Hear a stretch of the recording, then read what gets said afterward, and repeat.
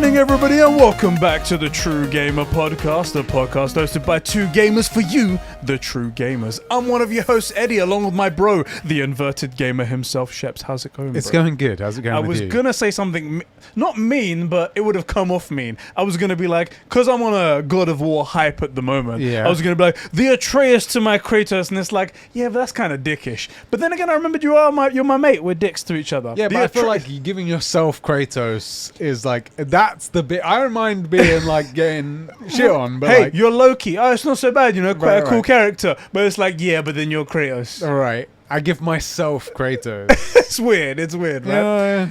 Anyway, bro, how are you doing today? Yeah, man, not bad. Good. Yeah? Good. A solid good. Solid good. What about you? I'm doing great, actually. I had some issues yesterday and the day before that stopped me, unfortunately, from streaming. However, outside of that, it's been good. I got myself a brand new God of War t-shirt. The Dad of War. Obviously, for those of you guys who can't see Dad of War. I have to get all kinds of dad jokes in now. Now I'm a father. The floodgates are open. Right. That's in fact how you became a father. That is, the floodgates opened inside. I was like, should I say that word? It's like you get to a point and you're like, I've tipped over the edge and I can complete it. And I've become an official memer of the internet. Yeah. I don't know what came over me. I think it was the God of War presentation and how I watched that trailer in 4K on my like OLED TV 18 times. Yeah. I was like, I'm gonna make like fan arts, I'm gonna make like memes and stuff like that. And everyone was complaining as well about like Fat Thor and stuff like that. Yeah. And I was like, cool, I'm gonna make a meme about that as well. And then the floodgates just open from there. So basically it's like it's Boss Logic, Pope, and then just like way down there. Everyone else, and then me. And people are like, who the fuck? Who is this guy? Who is this guy that keeps posting these pictures under every Sony Santa Monica tweet and Cory Borlog tweet? So one thing is, I feel like people are like, oh, you're just, if anybody has seen you, you are replying with these things. And I think a lot of people are like, oh, you're just trying to get recognition, blah, blah. And I think, like, yes, but not because he wants the retweets from it. It's like, yes, because he wants them to see the thing. Yeah, the thing is them seeing it. That's what it is. That's what it is. And I tweeted one out today. I don't know if this will be cool if by Saturday when this comes out on YouTube that people are like, oh, bro, he did tweet out. I tweeted a picture of Kratos holding a DualSense controller. And I was like, imagine Kratos' hands around the DualSense controller. And then I tweeted that at Christopher Judge asking him to send a picture. If he sends a picture holding a PlayStation 5 controller, I'm going to be like, that's it. I'm going to put that in my bio. And then my pinned tweet, by the way, was Isla when she was born. Yeah. Isla's first birthday. And I was planning to keep that going. This would take that spot. 100%. And as like her uncle, I totally, like your dad loves you, but you have to understand Kratos tweeted him back. Come on now. Anyway, bro, this is the True Gamer Podcast, and we do have a bunch of people who support us, who make this very show and everything we do on this channel possible. That's right, but where are those people? Those people are at patreon.com/Conbrosations. Just like you guys you can join over there and support us at the Super Bro tier and have your name read on each and every single one of our shows. Right. Those people are. Wait, before that, I desperately want to do this because dabbing hasn't been cool, was never cool. But even when it was in, that was like 3 or 4 years ago. Yeah. That's actually not a dab, for the record. That's how the Shep Slap thing started. Because I did the slash. Yeah. And I guess someone caught it. So we're not really dabbing, because we're starting to get into our like second or third growth phase for the channel, because that's how channels work. Yeah. There's a bunch of people that aren't going to know us. It's not a dab. They can be like, this guy's dabbing. Oh, like that wasn't even cool in 2017. Speaking of things that aren't cool. Yes, a perfect transition. Do you know what? I would fuck it. Do you know what? Diogo Dildo. These are the people that support us at the our Patreons over on patreon.com/Conbrosations. The people that aren't cool. Diogo Dildo, Isak the Ultimate Cumsock, Carol Trivia, aka Catsper the Friendly Patron, Record Friction, Jeremy Renner, that's right, an official Avenger, Martin Scorsese's Master H Bars 12, the Super Sus Ben Fryer, the Star Wars Encyclopedium Adam Sunling, the Filthy Leafy Fanatic Joe McCormack, my juicy left nut, the super sexy producer Sean, and Kevin, the #1 simp.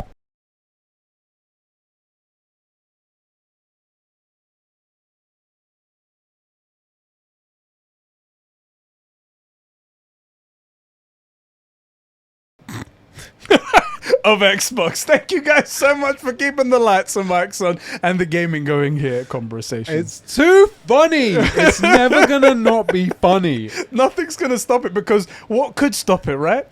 The thing I was gonna say about things not being cool and right and stuff like that. You know how I hate abbreviations. Yeah, you're not a big fan of abbreves. My blood. I'm literally doing inside me the Kratos thing. Oh, Just I was expecting to see a vein start throbbing up your neck. I hate abbreviations with a passion. Yeah. However, I have discovered one that is cool. One above them all that whenever I use it or hear someone use it, I'm like, you're a cool guy. Class. You're just great. Yeah, class act. And it's dub.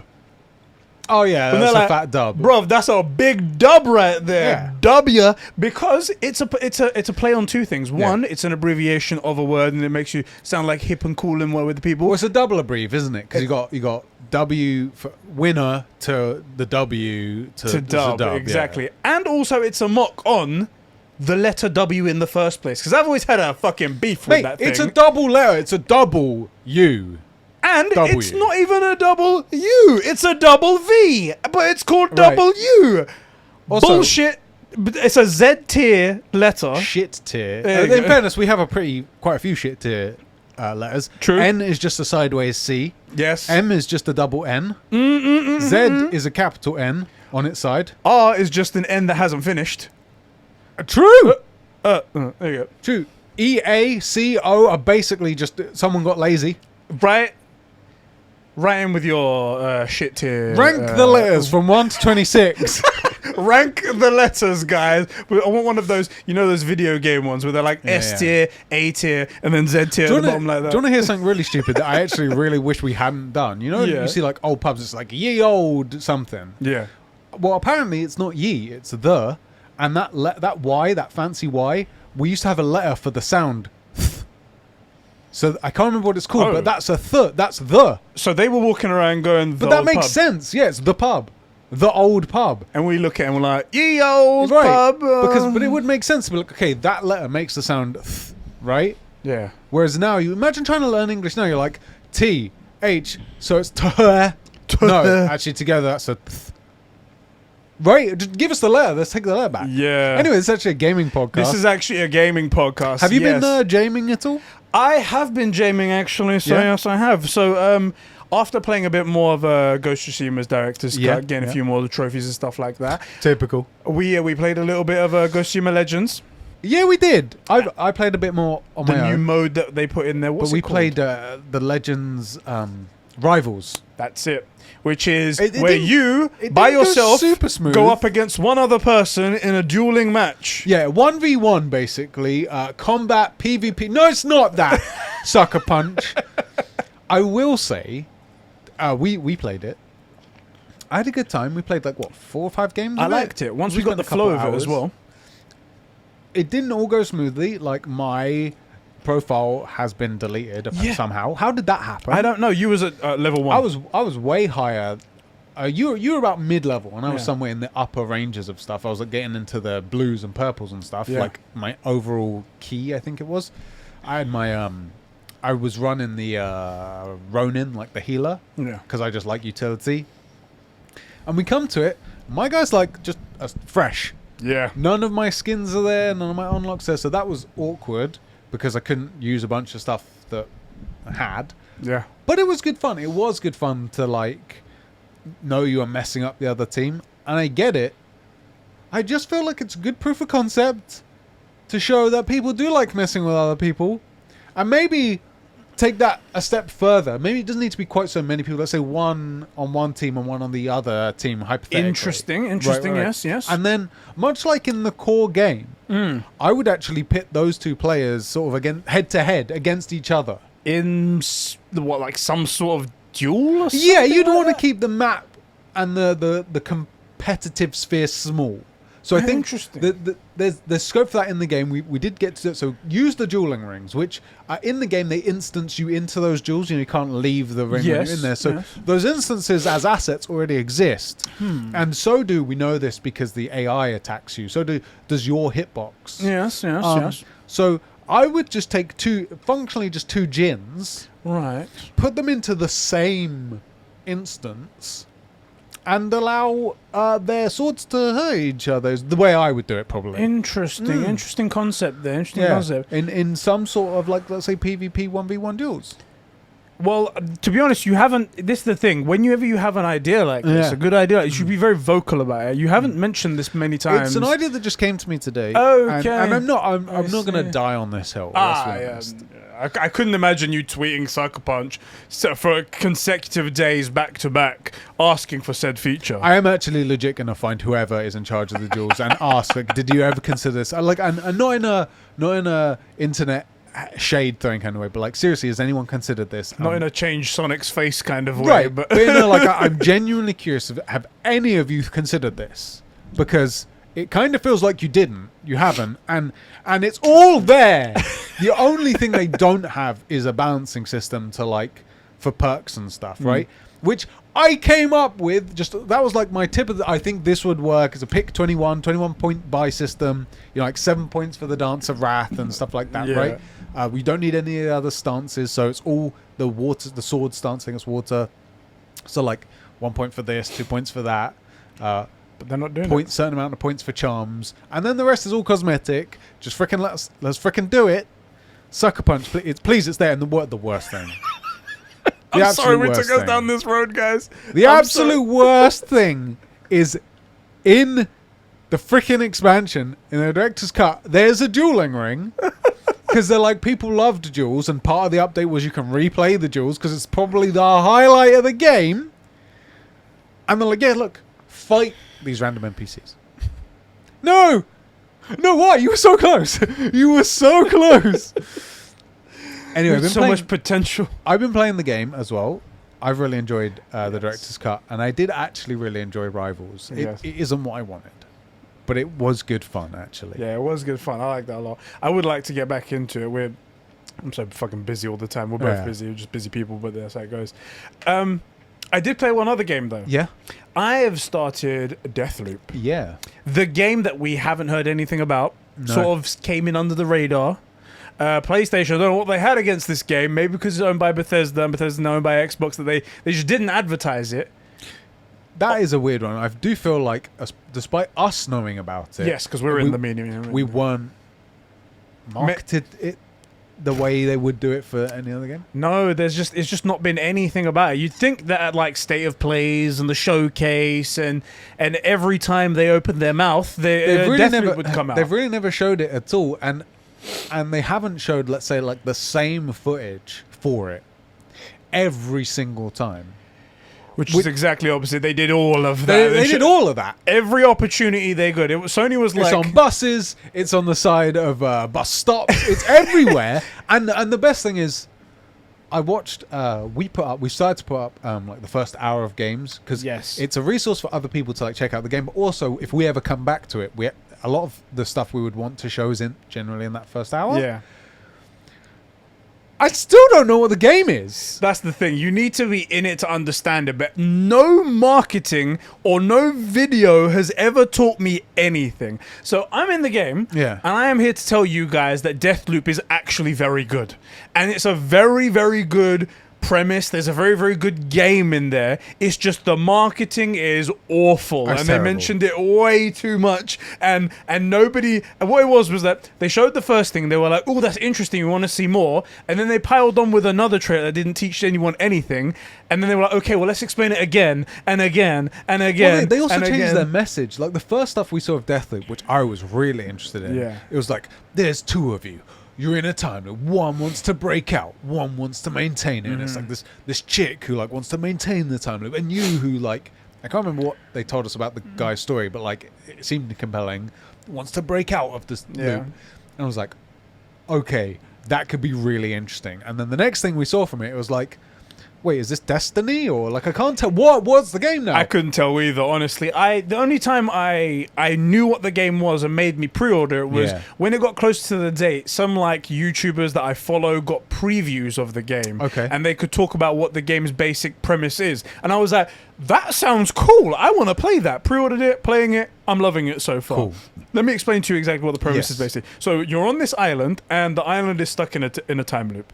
You start off playing off as Cole, although you do get to play as the girl that wants to break the loop as well, so which is an interesting thing. You get to both try and break the loop and protect the loop as well, which is a cool thing.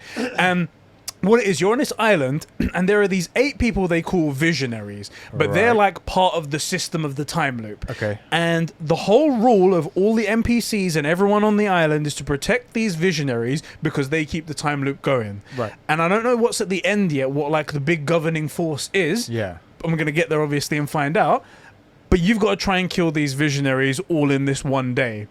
Now, these visionaries are... Is there a are... roguelite?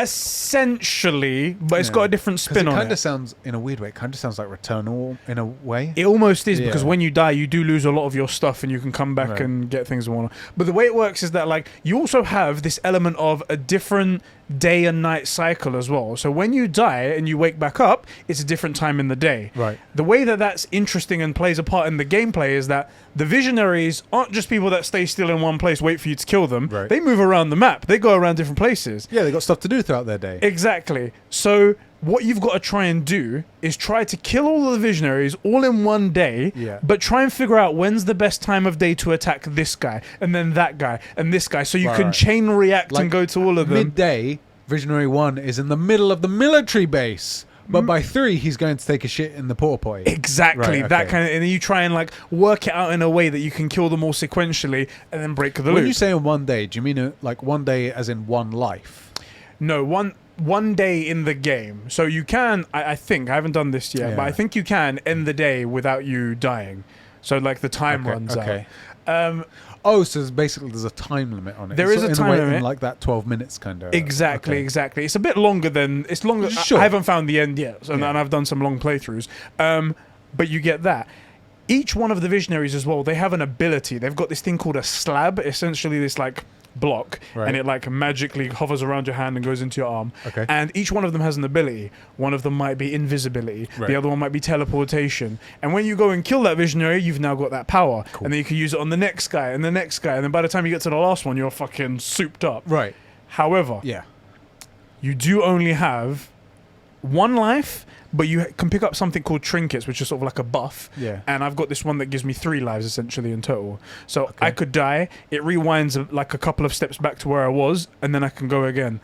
And if I die, I don't lose anything. Right. But if I die 3 times, then I lose everything. You get back to the beginning. There's all these kind of interesting mechanics. The thing that is standout though, the writing and the voice acting. Incredible. Really? At the beginning of it, immediately, Colt, he's such a cool guy. He's he wakes up, he has no memory of anything or was. He's like, he wakes up and he sees this writing on the wall, and he's like, "Who are you?" And he's like, I did see that. Yeah. He's like, "Who am I? Who? Son of a, what the fuck is my name? Oh my god!" And he sounds so jokes. I'm like, this guy sounds hilarious. Okay. It's really good. And he also thinks that he dated Juliana, the other chick that's trying to keep the loop going, because she's trying to kill him. And it's like, yeah, we must have dated. That makes sense. And I was like, this is a good game. If you're apprehensive about it, maybe wait until after because like Kenna's coming out soon. Yeah. Director's cut for Death Stranding's coming out. Yeah. Maybe wait till the Christmas when there's a bit of a lull. Or check out that the first hour playthrough. Or, check that out and see if it's for you, something like that. But I recommend it. I think it's interesting because I think it's going to be Game of the Year contender. Really? And what's really funny about that is that this is probably the first time in my memory that an Xbox Studios game is getting pitched for Game of the Year. Yeah. And it's not on Xbox. That's hilarious. They have a Game of the Year nomination probably, and it's not on their console.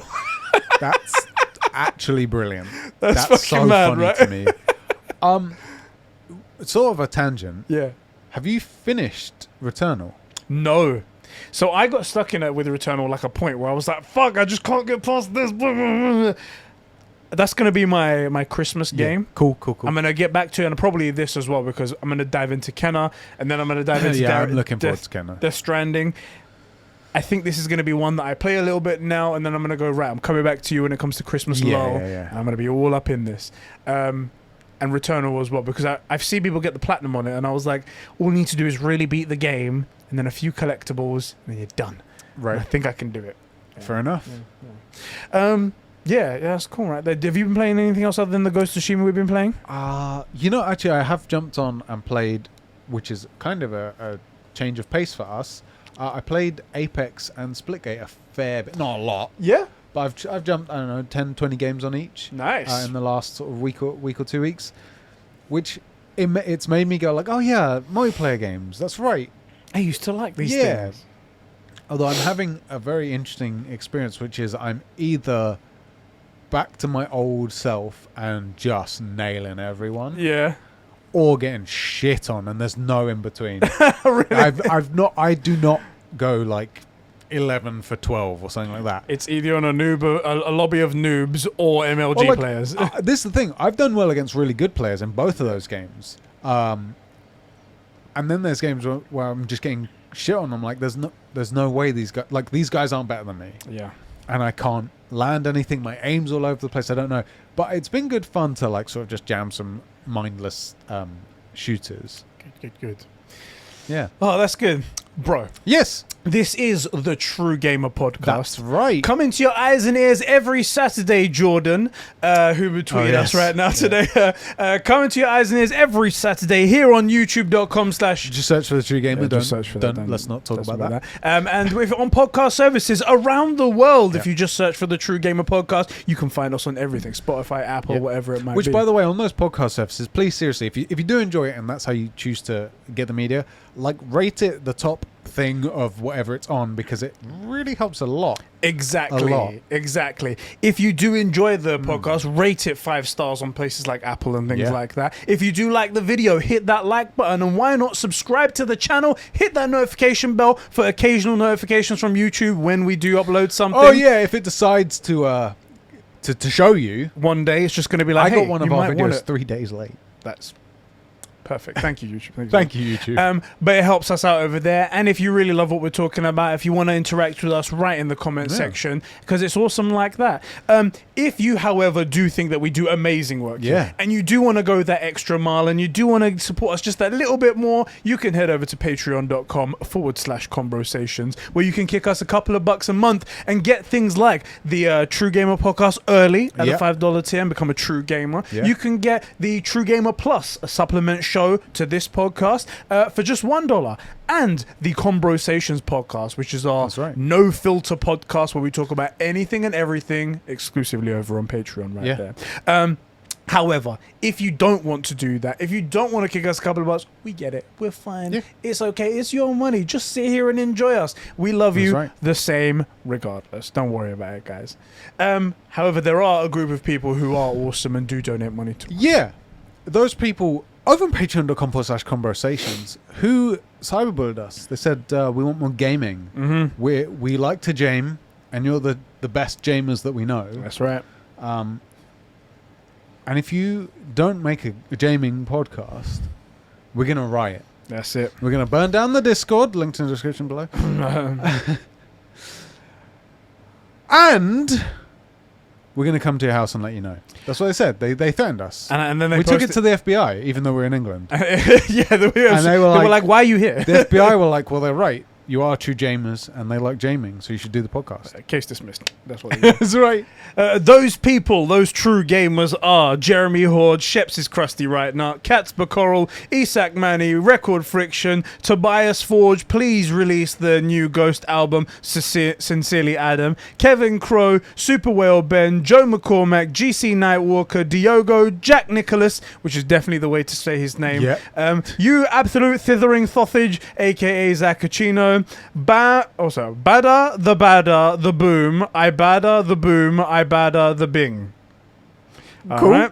Eddie Fix Your Fence, Vanda, I said Record Friction, Fishy, The Jackal, Max H, Cobra SS, and Albie Scory. Thank you so much for supporting us over here on Patreon and everywhere that we do cool stuff. Thank you, true gamers.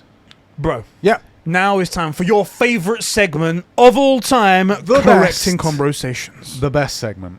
So look, if you're new around here, We're stupid and on the internet, and we've never let facts get in the way of a strongly held opinion. Nope. And that sometimes means that we say things that may not be exactly accurate. And we were getting a lot of comments, and we decided, you know what, let's just make it a segment, because we really need to pad these things out to get that watch time. Get that watch time up. So, basically, when we say something stupid, it's not if, it's when, head down to the comments of this YouTube video. And by the way, I don't care if you're on Discord. Erwin, you said, no, it doesn't count. It has to be on the YouTube video. Yeah, it has to be there. You can correct us. And then in next week's episode, we'll read out the corrections, and genuinely, like, not just to show our own stuff, but it has become one of my favorite segments of the show. I love it. It's so funny because some of the names are great, some of the comments are great. What do we have? We have one from Jeff Shrooms. Okay. And he writes, saying, correcting Conbrosations. The album is called Donda, not Donna. Please say it right when you're calling out the Patreon list. It's been driving me crazy hearing you say it that way like every week. So slight issue with that. That is a literacy issue. I love it because I'm not doing it on purpose. Well, like, you've been calling him Ben. You've been calling Ben Fryer. I swear it's Ben Fry. I swear his name's Ben Fry. Don't say I've been saying that. I think his name's Fry. He's one of our best mates. How could I have got that wrong? No, come on. I think his name's Fry. No, come on. Come on. Ben, where are you? Oh, super well, Ben in here. I can't even check. I think his name's Ben Fry. I'm just going to throw it out there. But you've been calling him Ben Fryer. No. Okay, I'm looking at his email address here, and it does say Fryer. Okay, cool. Cool. Thank God. I mean, I'm not above it. I probably would do that kind of thing. That was just one example I picked. You happened to get it right. I got it wrong this time, so that shows you the level that we're at here. Jack Nicholas, that's definitely his name. Definitely. Definitely not Nichols. So, you know, yes, but also no. What the fuck was that? My phone, baby girl. My phone, there we go. There we are. Okay, cool. She's okay. Somebody got a screen protector on that? No. I don't even have a case on this thing. Sick. Yeah, so thank you very much for writing in for that one. Runic Firebird writes in, he says, also Eddie's recap of the showcase, which I did in the last episode, he called Spider-Man 2 a movie when it's a video game. So add that to the correcting Conbrosations list. I'm just going to have to go cancel myself. Can't believe I said that. That's it. Can't believe I said that, guys. Yeah, start tweeting about how this guy doesn't know what he's talking about. He called a game a movie. Doesn't know shit, bruv. Doesn't know shit. Thank you very much. That's all the correcting Conbrosations. Thank you for keeping us honest and making us look like idiots. Yeah, you're making an honest woman out of us yet. What's our first topic, man? Bro, today we've got many things to talk about. So we're going to talk again about the PlayStation Showcase. Yeah. One, because we're going to get your thoughts on some of the stuff that was right there, because last time it was just me because of time and the way things were working out. Time does move. And also, in classic Sony fashion, they announce a bunch of things about the stuff afterwards as well. Yeah. They have a whole showcase to themselves, and they're like, okay, now we're going to talk more about it. Yeah. Anyway, so we've got like dates and exclusivity stuff to talk about and all kinds of things like that. We've got delays to talk about of certain games that are coming up as well, and the stupidity of this whole whenever there's an exclusive on Xbox versus whenever there's an exclusive on PlayStation, people start crying about random stuff. And also a database leak from Nvidia GeForce Now, which is revealing tons of PlayStation games. All right, let's kick it off with, first of all, the PlayStation Showcase stuff, right? I've got a couple of things down here. You can talk about any other games as well if you want after this, but we'll talk about these games first. What you got? First one, let's talk about the big bad boy. God of War Ragnarok was shown off. We got to see a nice bunch of gameplay mixed with some cinematics in there, but I think we got quite a big trailer. I mean, we saw everything we needed to know. They've reused assets. Shit game. Let me roll right into that one then. So, there is a Twitter user called Gaming Gandalf, who is a well-known Xbot in the community, who is very stupid. Took the trailer and a clip from God of War 2018 side by side and showed Kratos jumping into the boat and saying, I can't believe it. This game isn't advanced at all. They're just reusing the same animations to try and get Kratos to jump into the boat. Yeah. Can't believe it. This game is shit. Sony in general are shit. And PlayStation's just awful. Oh my God. Everybody knows. Xbox is the best. Once you finish a game, you delete all the files, start fresh. Scratch. They even dump the computers out. They're like, this is tainted now. Yeah. It's seen the light of our assets. It must be got rid of. That's the way it works. That's game development. Yeah, I mean, normally I'm like, it's a different opinion to us. You're stupid, bro. That was genuinely. That's the dumbest thing I've seen on the internet in a long time. That was really dumb. And I mean, we grew up on the internet. We say dumb shit. Yeah, we grew up on the internet. We've seen the dumb shit that's going to happen. Yeah, we know it all. We've been through all of that. That was stupid. That was real stupid. That was really dumb. And what was really funny about it is that it was so dumb that it went through all of the gaming people. Yeah. Like, I feel like there was only a few Xbox that were like, yeah, but there were some that were like, even that's quite bad, dude. Man. Come on, that's pretty stupid. I think it's because it's that level of like self-righteousness, like never questioning it, but because it's a Sony thing and he sees one thing that he can latch onto, that he's like, oh, shit. That's it. And then all of the gaming community went through all of them. Then devs started to get hold of this and start retweeting it and just giving their own. It's like, it happens all the time. Literally, that's the way you make games. So many games. And apparently it took the dev over a year, he said, to get the animation correct to jumping from the shore into the boat. And it was like, you think he's just going to delete that and start again? Like, come on. People don't understand how much work. And also then it got picked up by journalists and stuff like that. So this guy went fucking viral for being an idiot. It's like, this is the world's greatest idiot. Everyone come and look. Look at what a single-digit IQ looks like. Yes. It's funny because people really don't understand. Not that I'm a game dev, but they don't understand how much work goes into every aspect of things. Like, there is a guy who sadly passed away. He built his career off the back of God of War. He was in charge of the animation for the Leviathan axe. Yes. That was his sole thing. Yeah. Didn't do anything else. He built the Leviathan axe mechanic. Yeah. That's what he did. That's his whole job. That was his whole job on the game. Yeah. I'm sure he did other stuff, but that was his focus. Yeah. You have a Gev whose entire job is just this animation. It's a lot more complicated, and it has, although it's an animation that needs to play, it's got to play off docks, off the side of shores, off different stuff, like from different positions, in different skins, with Mimir, without Mimir. Like, it's more complicated than you think. Yeah. So, anyway, that guy's stupid, and even we think you're stupid. Yeah. Like, trust, you gotta really do something dumb for us to pick you out as an idiot. Exactly. We don't like talk. We don't like punching people because we're idiots as well. Yeah. When there's like people that live in glass houses. Mate, we live in just glass. Yes. It's just like glass. We didn't even build the house out of it because we knew it was coming down. If we say it, right, you're pretty dumb. Anyway, that happened. The internet tore him to shreds. He's now well known as the biggest idiot in the world. Good. Anything he tweets is just utter nonsense. Immediately discredit that.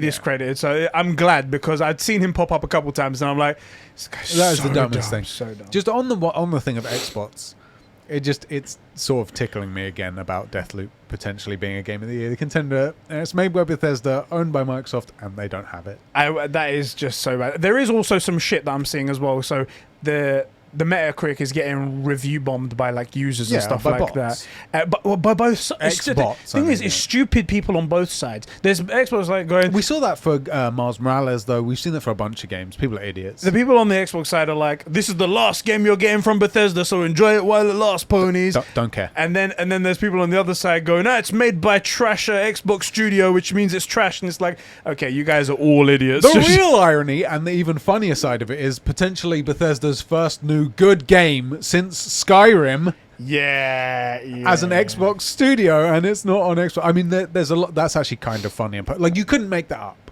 You can make it up. That's really funny. Anyway, let's get back to God of War Ragnarok. Yes, yeah. How did you feel about God of War Ragnarok? Because I spoke in length, obviously, on the show and whatnot. What are your feelings? What people? Well, obviously, it's a shit game with a shit story, shit protagonist. People were saying it's DLC. What? They were like, it's basically just more continuation from that. It's a director's cut. It's a sequel. It's just a director's cut. Shut up. That's like going. Okay, so like we've got a Star Wars. Star Wars first, A New Hope, great. And then the next, well, it's a DLC really. It's not really. It's just a bit of a director's commentary on Halo the end. Infinite, You know, it's just a DLC. that's all it is. Just It's a DLC. sequel. It's a You're an sequel. idiot. That's stupid. Come on, you're dumb. Anyway, so that's what they said. It looked amazing. It looked absolutely gorgeous. The level of detail has gone up drastically. And it's not like God of War 4 was a bad looking game. Right? Like that was a stunning piece of... I hate it because I look back at I saw like the side-by-side comparison, and I'm like, the Lake of the Nine you're looking at there, it's like a big open space with occasional things in the sides. And then you look at God of War Ragnarok, and it's like this Greek bazaar with like a dock with beautiful clear waters. And I'm like, oh shit, God of War 2018 is trash compared to this. Like shit. I'll be honest, I've had the urge to replay God of War for a while, especially because one of our Super Bros, Joe McCormick, he streams, and he was playing it for the first time, and I had to go and check it out. Couldn't spend ages there, but I had to go and just hang out and watch him get to experience it for the first time, which was incredible. And it made me want to play it so bad, but because this was quite recently, within like, I don't know, last month or so, I do have a PS5. I refuse, as just like a point of contention or whatever, especially having played the director's cut with the haptic for Ghost of Tsushima, I refuse to play God of War without haptic and stuff. And look, 60 FPS. God of War was one of those games that, while I was playing it, I couldn't tell. It kind of felt so... They did some sort of witchcraft. Yeah, the blending of the frames was just same with The Last of Us 2 and Ghost of Tsushima on the PS4. I couldn't... Stranding as well. I really feel like I couldn't tell.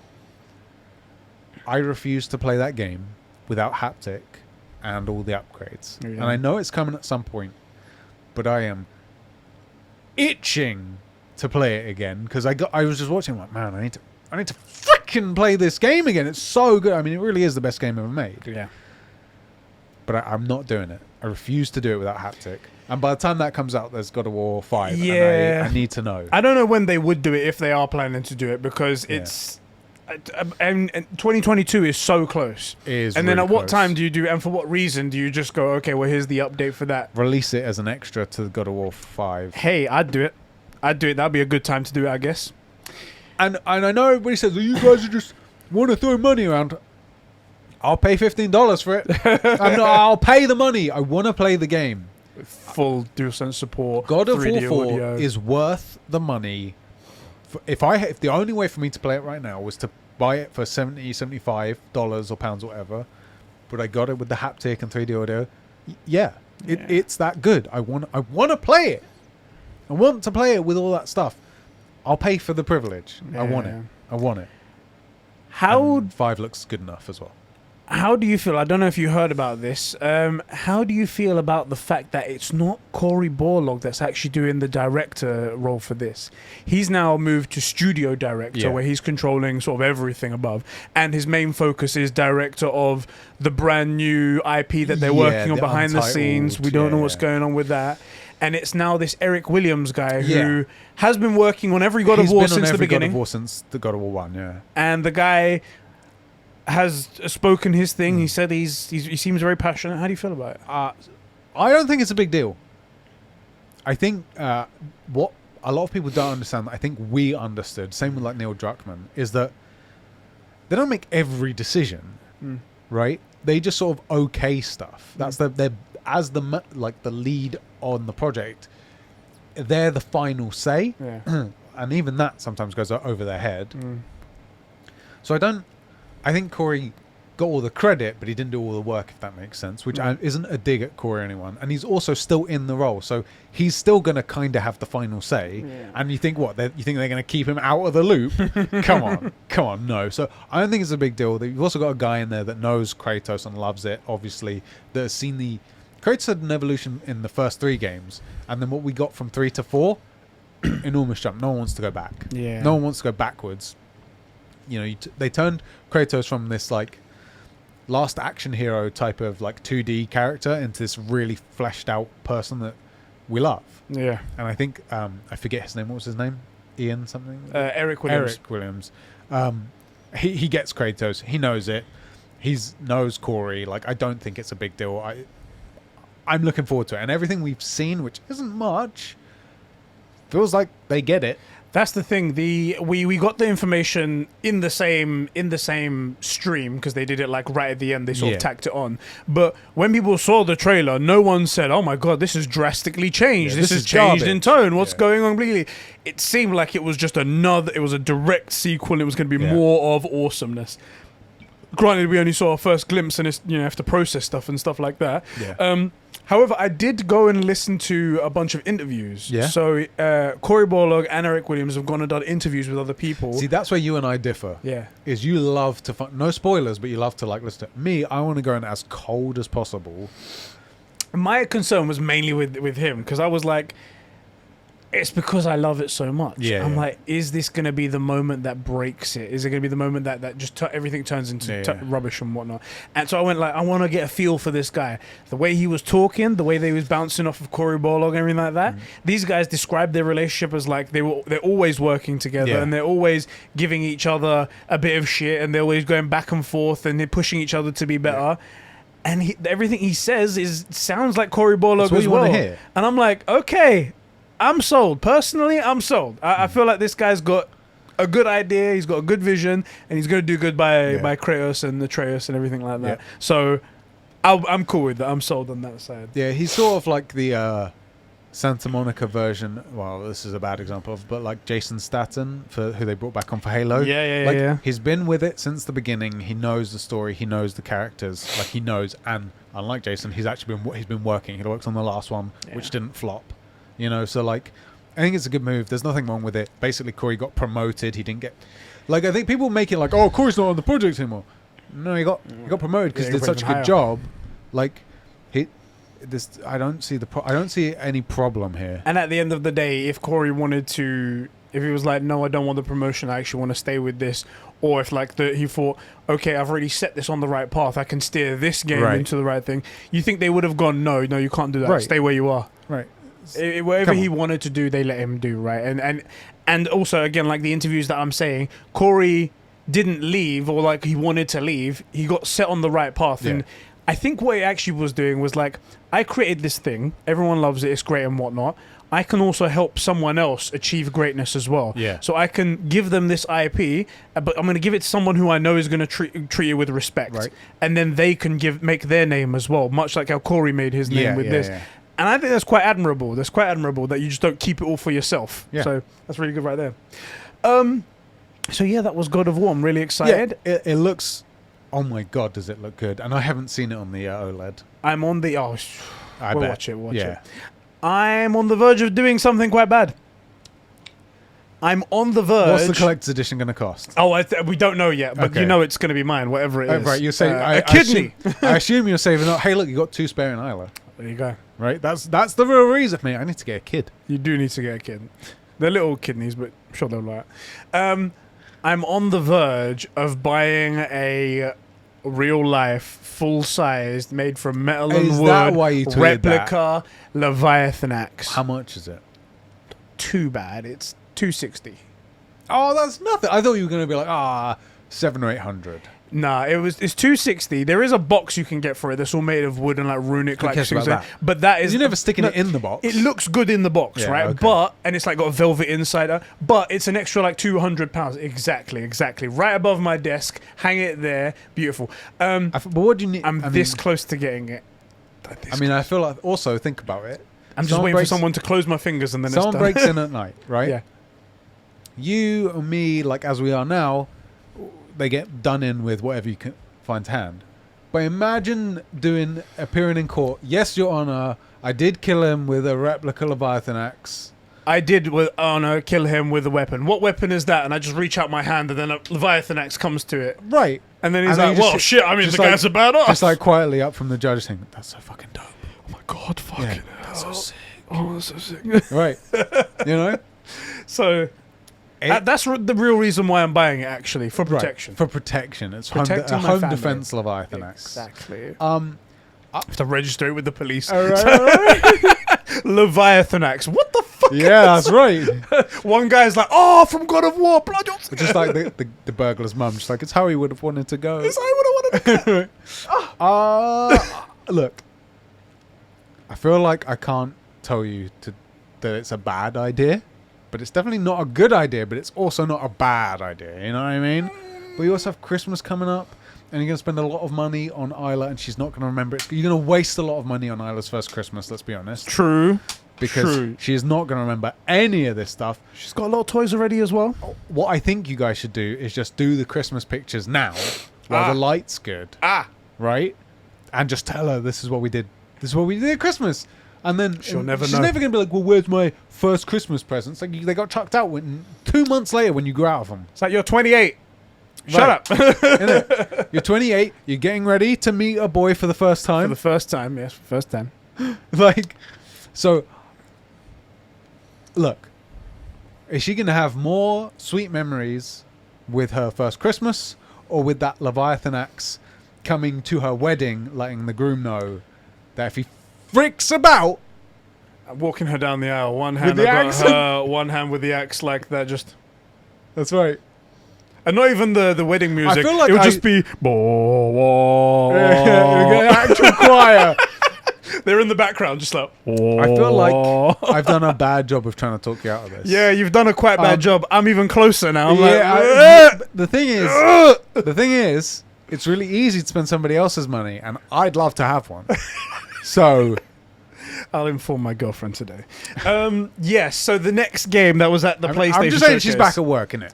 Just saying, so, she's making money. Now you have more disposable income, and if you don't spend it, the universe takes it from you. That's the way it works, for me anyway. True so... fact. The next game, Spider-Man 2. Your boy Eddie called it, and that was hilarious, and it was caught on camera. Wow. That was... Please don't ruin my trackpad. Delete everything. There we go. Let's just move past that. We won't even acknowledge it. They won't even acknowledge all of that down your shirt as well. We'll do that. No, they can't see it. Audio virgins, you're going to need to head over to YouTube for that one. It's yeah, I totally planned it so we'd get the audio virgins over for the boosted views. That's what it was. Don't forget to like and subscribe. Spider-Man 2 was revealed, and it was a big surprise. I did call it, however, I did say. And I called every single bit of it because I said that the main villain would be... Venom. You did. Venom in the shadows. Do you know who's playing Venom? Troy Baker, because Troy Baker voices everyone. Exactly. No, it is actually. Well, it's someone... Troy Baker is voicing a guy called Tony Todd. Yeah. Who famously was in an episode of Smallville. Famously. Everybody knows him for that role, Troy Baker obviously. or Tony Todd? Tony Todd. Okay. Famously in that episode. It was great. It was fantastic.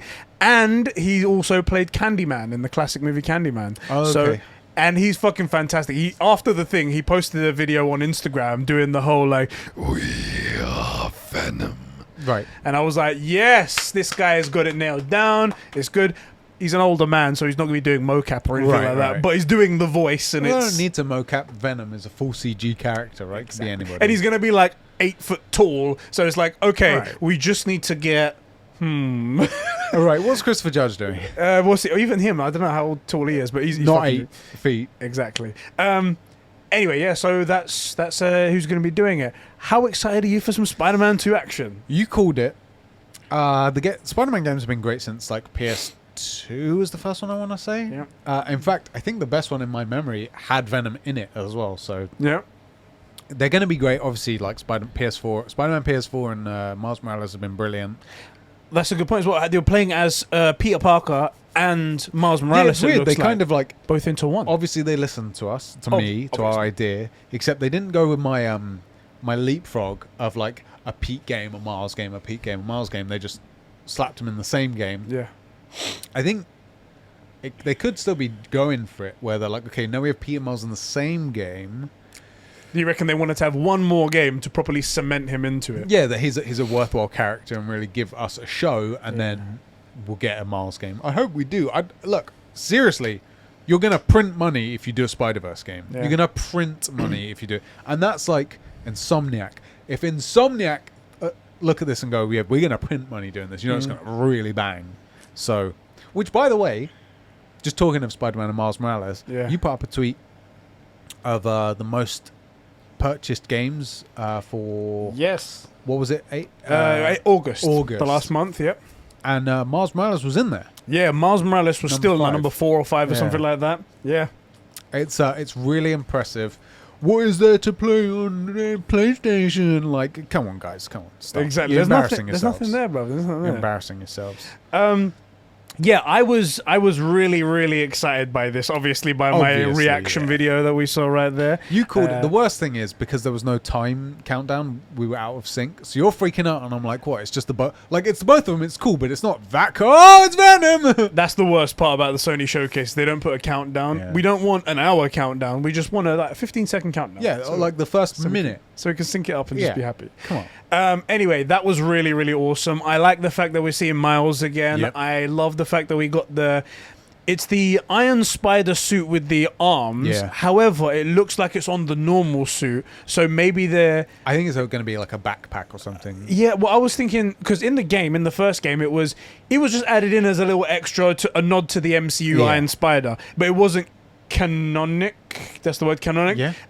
But I think they're probably going to do something where they're like, oh, we've made a new suit for myself. Oh, here's the thing, and it's got arms, and it'll be actually part of the lore because it was quite cool. And they made all the mechanic anyway of being able to fight with those arms anyway. I would love to see starting to come in the whole, there was a whole arc that Spider-Man went through. The best one was on the animated TV show from the 90s where the spider DNA is starting to take over and he starts to change into the...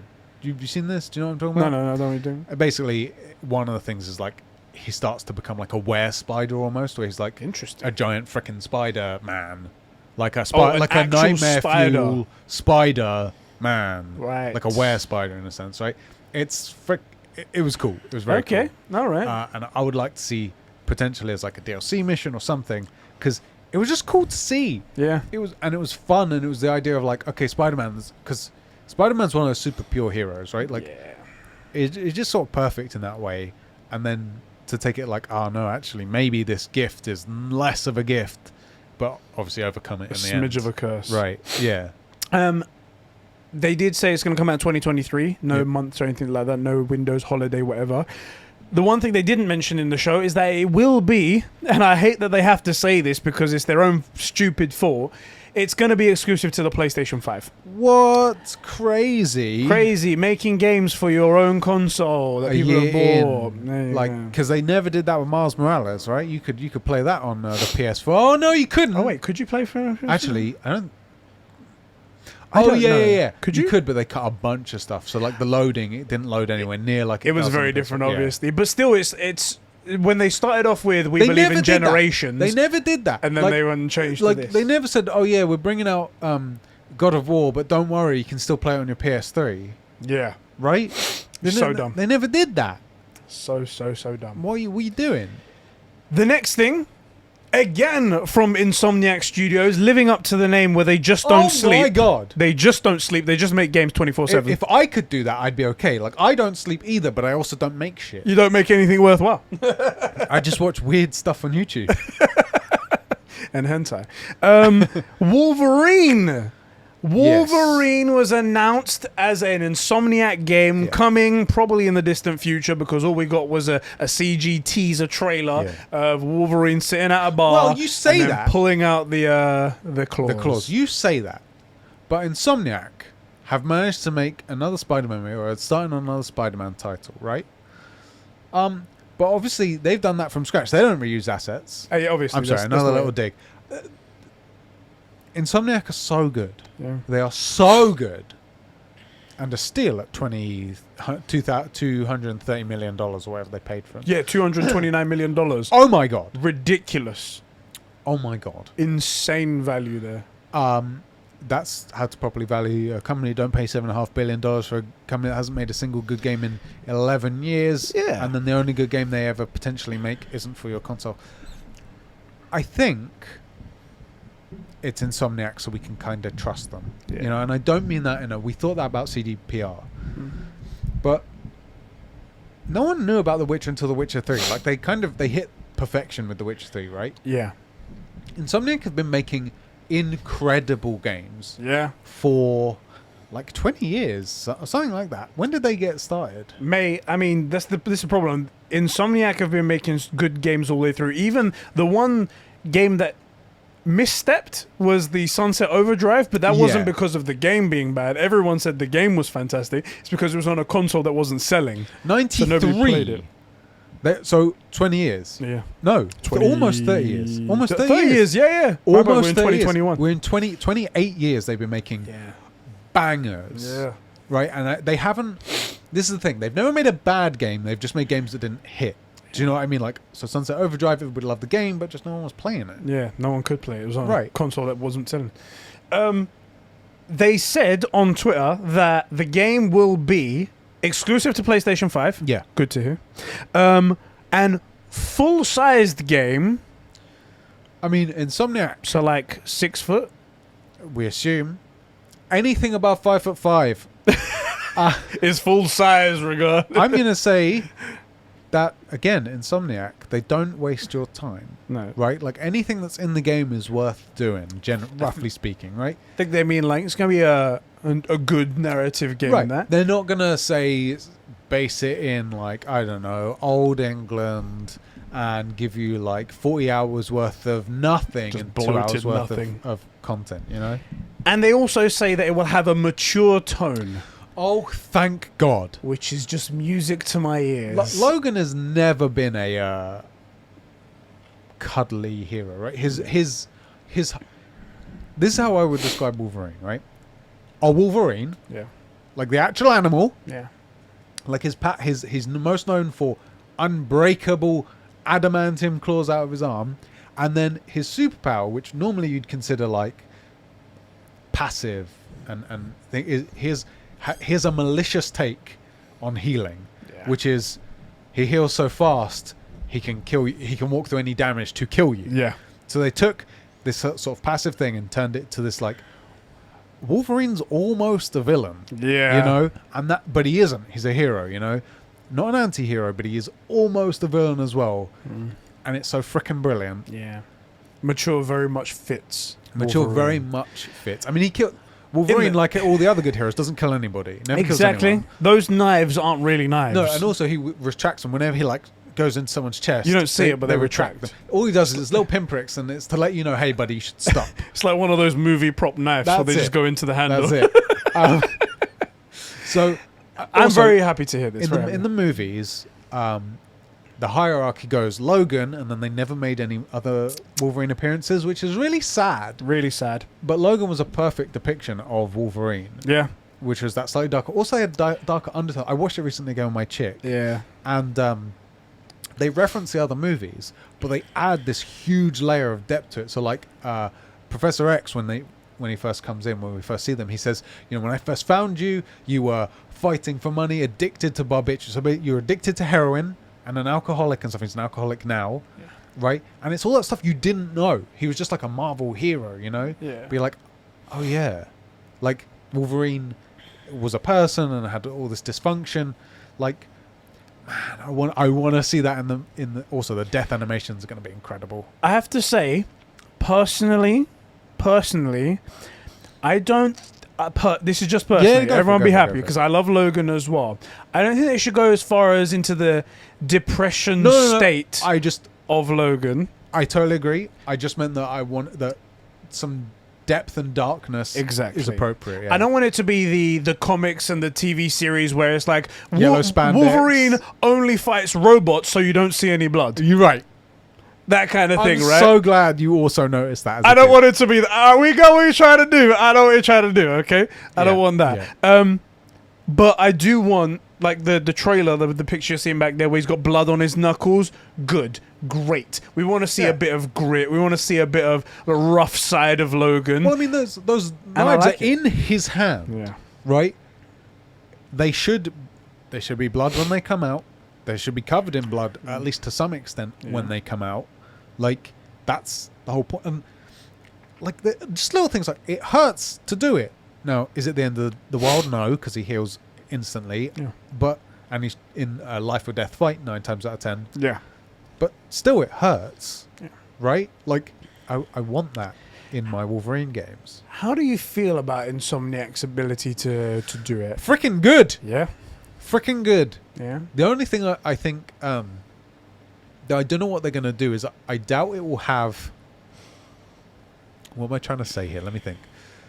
One of the things Insomniac does so well is like the Spider-Man thing or the Infamous thing, where once you beat the game, you can come back and spend literally hours just webbing around or flame boosting or doing whatever, finding like gangs and beating them up and whatever. Yeah. I don't know that it will have that, not replayability, but that like life length to it. And I don't mean length of life on the shelf. I mean like your ability to be like, oh yeah, no, I'm just going to run around for an hour. That's the thing about like Spider-Man. You can just go in and swing and you'll be happy. Yeah, and people do. Content. Yeah. I do think that they are going to have to take a different approach to this, because I totally agree. As well as Wolverine not having the traversal ability of Spider-Man and Delson Rowe well, it depends. and Macro... Really?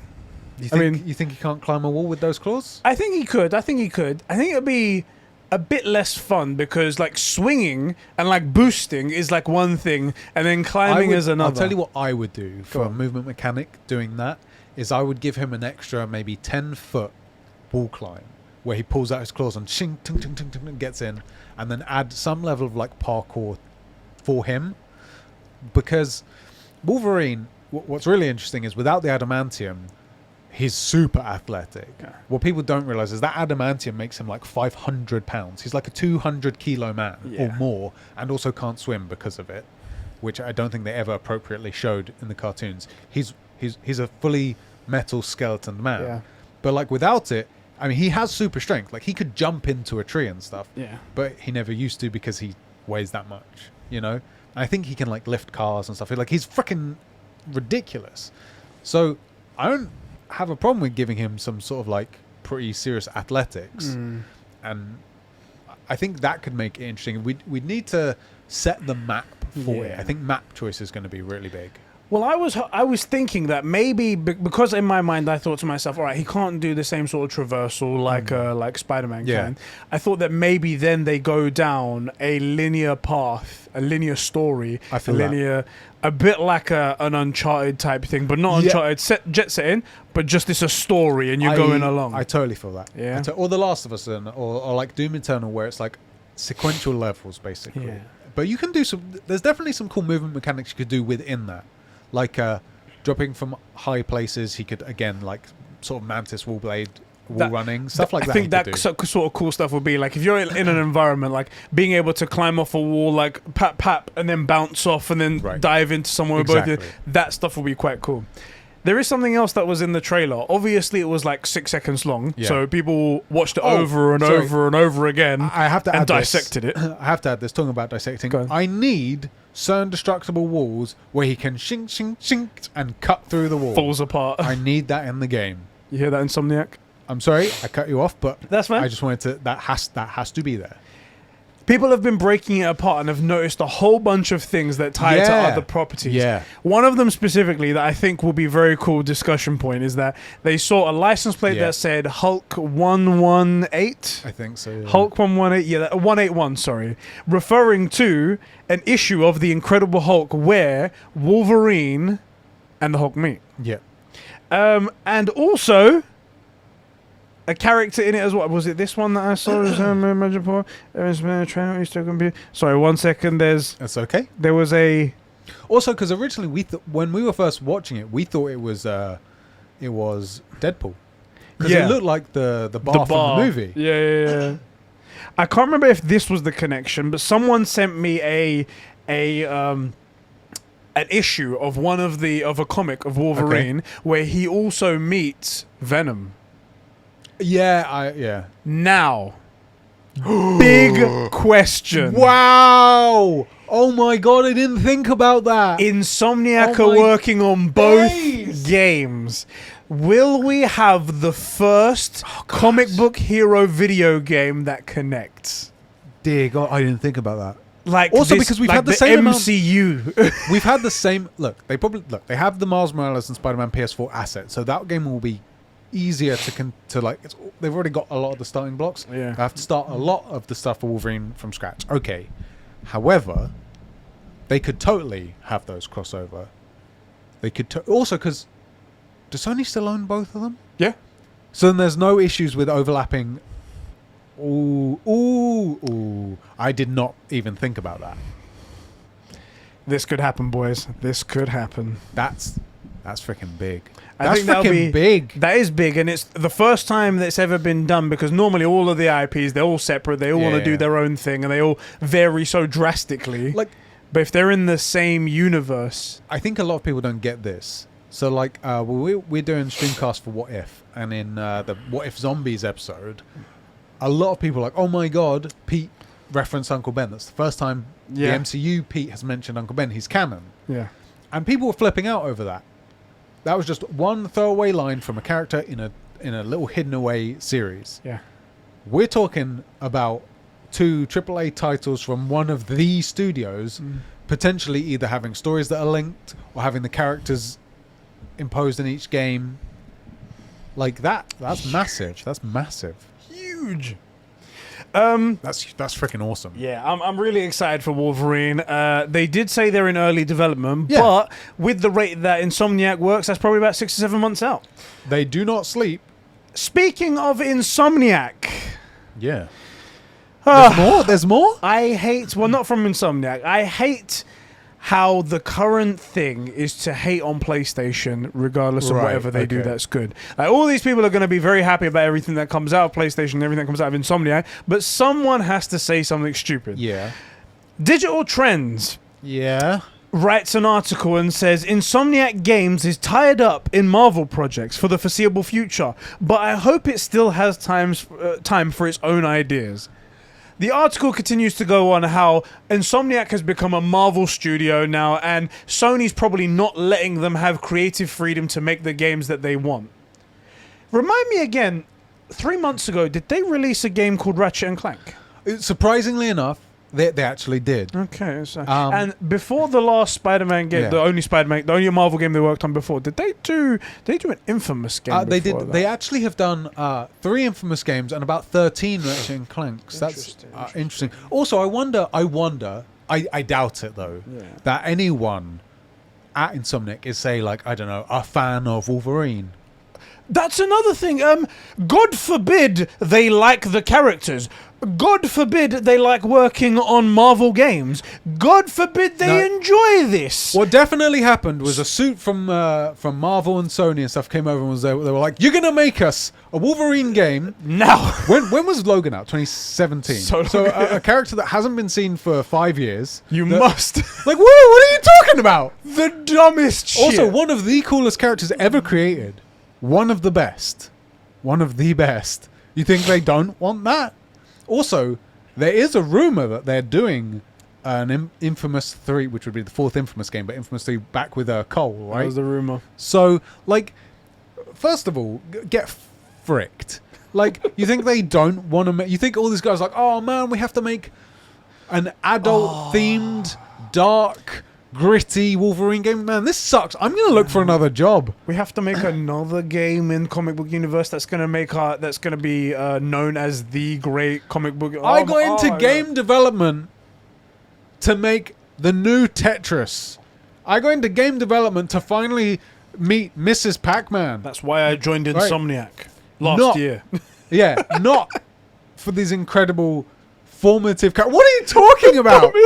That's the dumbest shit. That's like saying frickin' Naughty Dog, they're making The Last of Us, or frickin' Santa Monica, they're making another God of War. I hope they have enough time for their own projects. Get fricked. I want this guy so stupid. That's nearly as dumb as the reusing assets thing. That's so stupid. I want this guy to write an article on the MCU and just go there's a worker, James whatever his name is, he's working on MCU projects and he has been working for the past 10 years. I hope to God Disney allow him to work on something else, because my God, it's terrible what he's going through over there. Ridiculous. They're just forcing him to make MCU movie after MCU movie. Oh no, business has work. No. What? No. Don't say it isn't so, bro. Say it isn't so. No. So stupid. There's a lot of idiots out there. That's twice now that we've looked something on. Yeah, you're stupid. I have a spoiler alert. There's more coming. Oh God. Okay, so the next topic we're going to talk about is KOTOR. Yeah. Knights of the Old Republic is announced, and its exclusive console launch to the PlayStation 5, coming to PC as well. Now, first of all, how do you feel about that announcement? PS5's getting KOTOR exclusively at launch. There's a bit strange because they haven't actually exactly said what that means. I hate this fucking shit. Please, Sony, just come out and say what it fucking is. Look, if it's just for the first month, I don't care. Just let me know. Exactly. And also, the thing is, like the Sony account, not PlayStation, Sony Pictures account, was like, launching exclusively on PlayStation 5. And then you go to Aspire and they're like, console launch exclusive on PS5. And then you go to PlayStation, they say console launch exclusive. I'm like, which one do we listen to? Which is it? Just tell us the fucking truth. Also, because we don't care. We just want to know. If it's cross-platform, if Xbox is getting it, great, good for them. So even if it's for the first day, I don't care. It's just extra salt to rub in the wound. I get that it's your marketing, but just tell me, innit? Just tell me. On the PlayStation blog, it says console launch exclusive on PlayStation 5 and PC. So I'm going to assume that means at launch, it's exclusive to PlayStation 5 and PC. That's that. We don't know for how long. Based on Sony's track record, though, Destiny, all the Deathloop, all these other things, it's been a year. Wow. That's a big exclusive get. That would be a serious get. Yeah. That's a big get. How do you feel about KOTOR? I never played the original, but I've had it recommended to me a bunch of times. It's so revered. Everyone talks about it. I've never heard a bad word said about KOTOR. I have seen a bunch of people saying, we saw what we saw of KOTOR. I'm really worried about the game. Like, you saw nothing. You saw nothing. You saw a CG trailer of... I thought it was Darth Revan, to be honest, but apparently it's Kylo. I thought it was Revan. A bunch of people saying it's Kylo. I thought it was Revan. Maybe I'm not the Star Wars fan I thought I'm going to Google it, because I swear to God it was Revan. I thought it was Revan as well. And some lightsaber glows, the epic music, and then like KOTOR coming to PlayStation and PC, right? We don't know anything. Presumably, it's going to be amazing. They have the right recipe. As long as they don't 343 it and just take the recipe and throw it out the window. Yeah, Darth Revan. It is Revan, right? What the fuck are people talking about? People are idiots. Idiots. Stupid idiots. Anyway. Look, as long as they have the recipe, as long as they don't go 343 and throw the recipe out. Like, why would you throw the recipe out when you're working with Master Chef? Yeah. Right? But they throw the recipe out, then it's going to suck. If they stick to it and just basically just remake the game, but with today's graphics, it'll be amazing. Which I've actually softened on The Last of Us remake. Oh, really? Okay. I think because my big criticism about the first Last of Us was ultimately there's not a lot of game in there. Don't get me wrong, I freaking love it. It's fun to throw a bottle in someone's face and run up and stab them, but like, wouldn't that game benefit being the exact same game, but just with a couple different enemy types in there, a few different clickers and like infected, and being able to stealth and have a bit more verticality, a few more levels, but otherwise the exact same game. Just a bit more to play between, because it's ultimately a way to get through to cutscenes. I could see that, yeah. Could be really good. Just reuse all those same assets. Just reuse them. Yeah. Just use them. I know that freaking Xbot over there is going to complain that you're reusing assets, but he's an idiot. Reuse the assets. Just fuck that guy. Do you want to hear something interesting? Yeah. So. Yeah. I've heard via an insider of someone who I know. I don't know them personally, but I follow them and they report on a lot of stuff. Right. And they reported some stuff in the past that's been very, very accurate. They reported that also Xbox was also in the running for bidding for the exclusivity for this. Okay. At least the launch exclusivity. But they ran out of money because they spent $7 billion on freaking Bethesda. We don't know the details. All we know is that PlayStation and Xbox were both in the bidding for this. Fair enough. And Disney turned around and said, we want PlayStation. This is a $1 trillion company up against a company that... They make cameras, man. Exactly. Up against a company that's like that. They make other games, and they decided to go with PlayStation. They decided that the massive amounts of money isn't worth what Sony's offering them, which is all of the customer base, exactly. The way that they've managed to handle every other exclusive seems to be perfect. Yeah. That kind of says something about how at least how businesses view Sony versus a $1 trillion company like Microsoft and Xbox. In the run-up to this current generation, I said that it's possible this is the last generation of Xbox, right? We don't get one after this because they're not doing very well. And I kind of thought it would be like a Muhammad Ali versus Joe Frazier. Like, it would still be a good fight, and in the end, PlayStation would win. Yeah. This really kind of feels pathetic. Like no one's going to talk about this last fight, you know? Yeah. The last time Xbox put up a fight was the 360. And even then, when that was the right choice, the PlayStation still beat it. Yeah. So, I don't know, man. It's not looking good for Xbox. They don't know how to spend money. They don't know how to make money. It's not looking good. I wanted to find one tweet that I found. 1 second. I'm just going to write in Star Wars 2. Oh, wait, it wasn't. Sorry, my bad. Sorry. Bear with me, guys. Bear with me. Yeah. We're bearing. Bear with me, good sir. We're bearing. We're still bearing. Still bearing. God damn it. You got to screen cap these things, I think. I thought I saved it, but I guess I didn't. I guess I'm an idiot. What was the summary? Tell me about it until you find it. Okay, so there was 3 tweets, and I've got 2 of them here, right? Okay. It was screen caps of articles that they had done. Yeah. And this is going to roll into our topic now. Okay. So, the main topic is, why is it when PlayStation get an exclusive of something, it's the worst thing in the world, but when Xbox do it, it's consumer friendly and everything like that. And PlayStation are the ones that are always, exclusivities are anti-consumer, it's against everything. Why is that the narrative? I'm going to bring up a couple of these things to talk to you about. So everybody in the gaming community, I'm going to pull up one tweet right here. Yeah. Trying to trash on everything that Sony does. By the time Wolverine comes out in 2028, that's so stupid. Insomniac Games makes games like this. So Come on, Sony is going to be on its last legs. There's 90% chance that Wolverine is going to be on Xbox because Sony badly needs the money. Pardon me? What? What is this guy smoking, and does he have any left? Aside that, KOTOR coming to Xbox and God of War is looking like arse cheeks.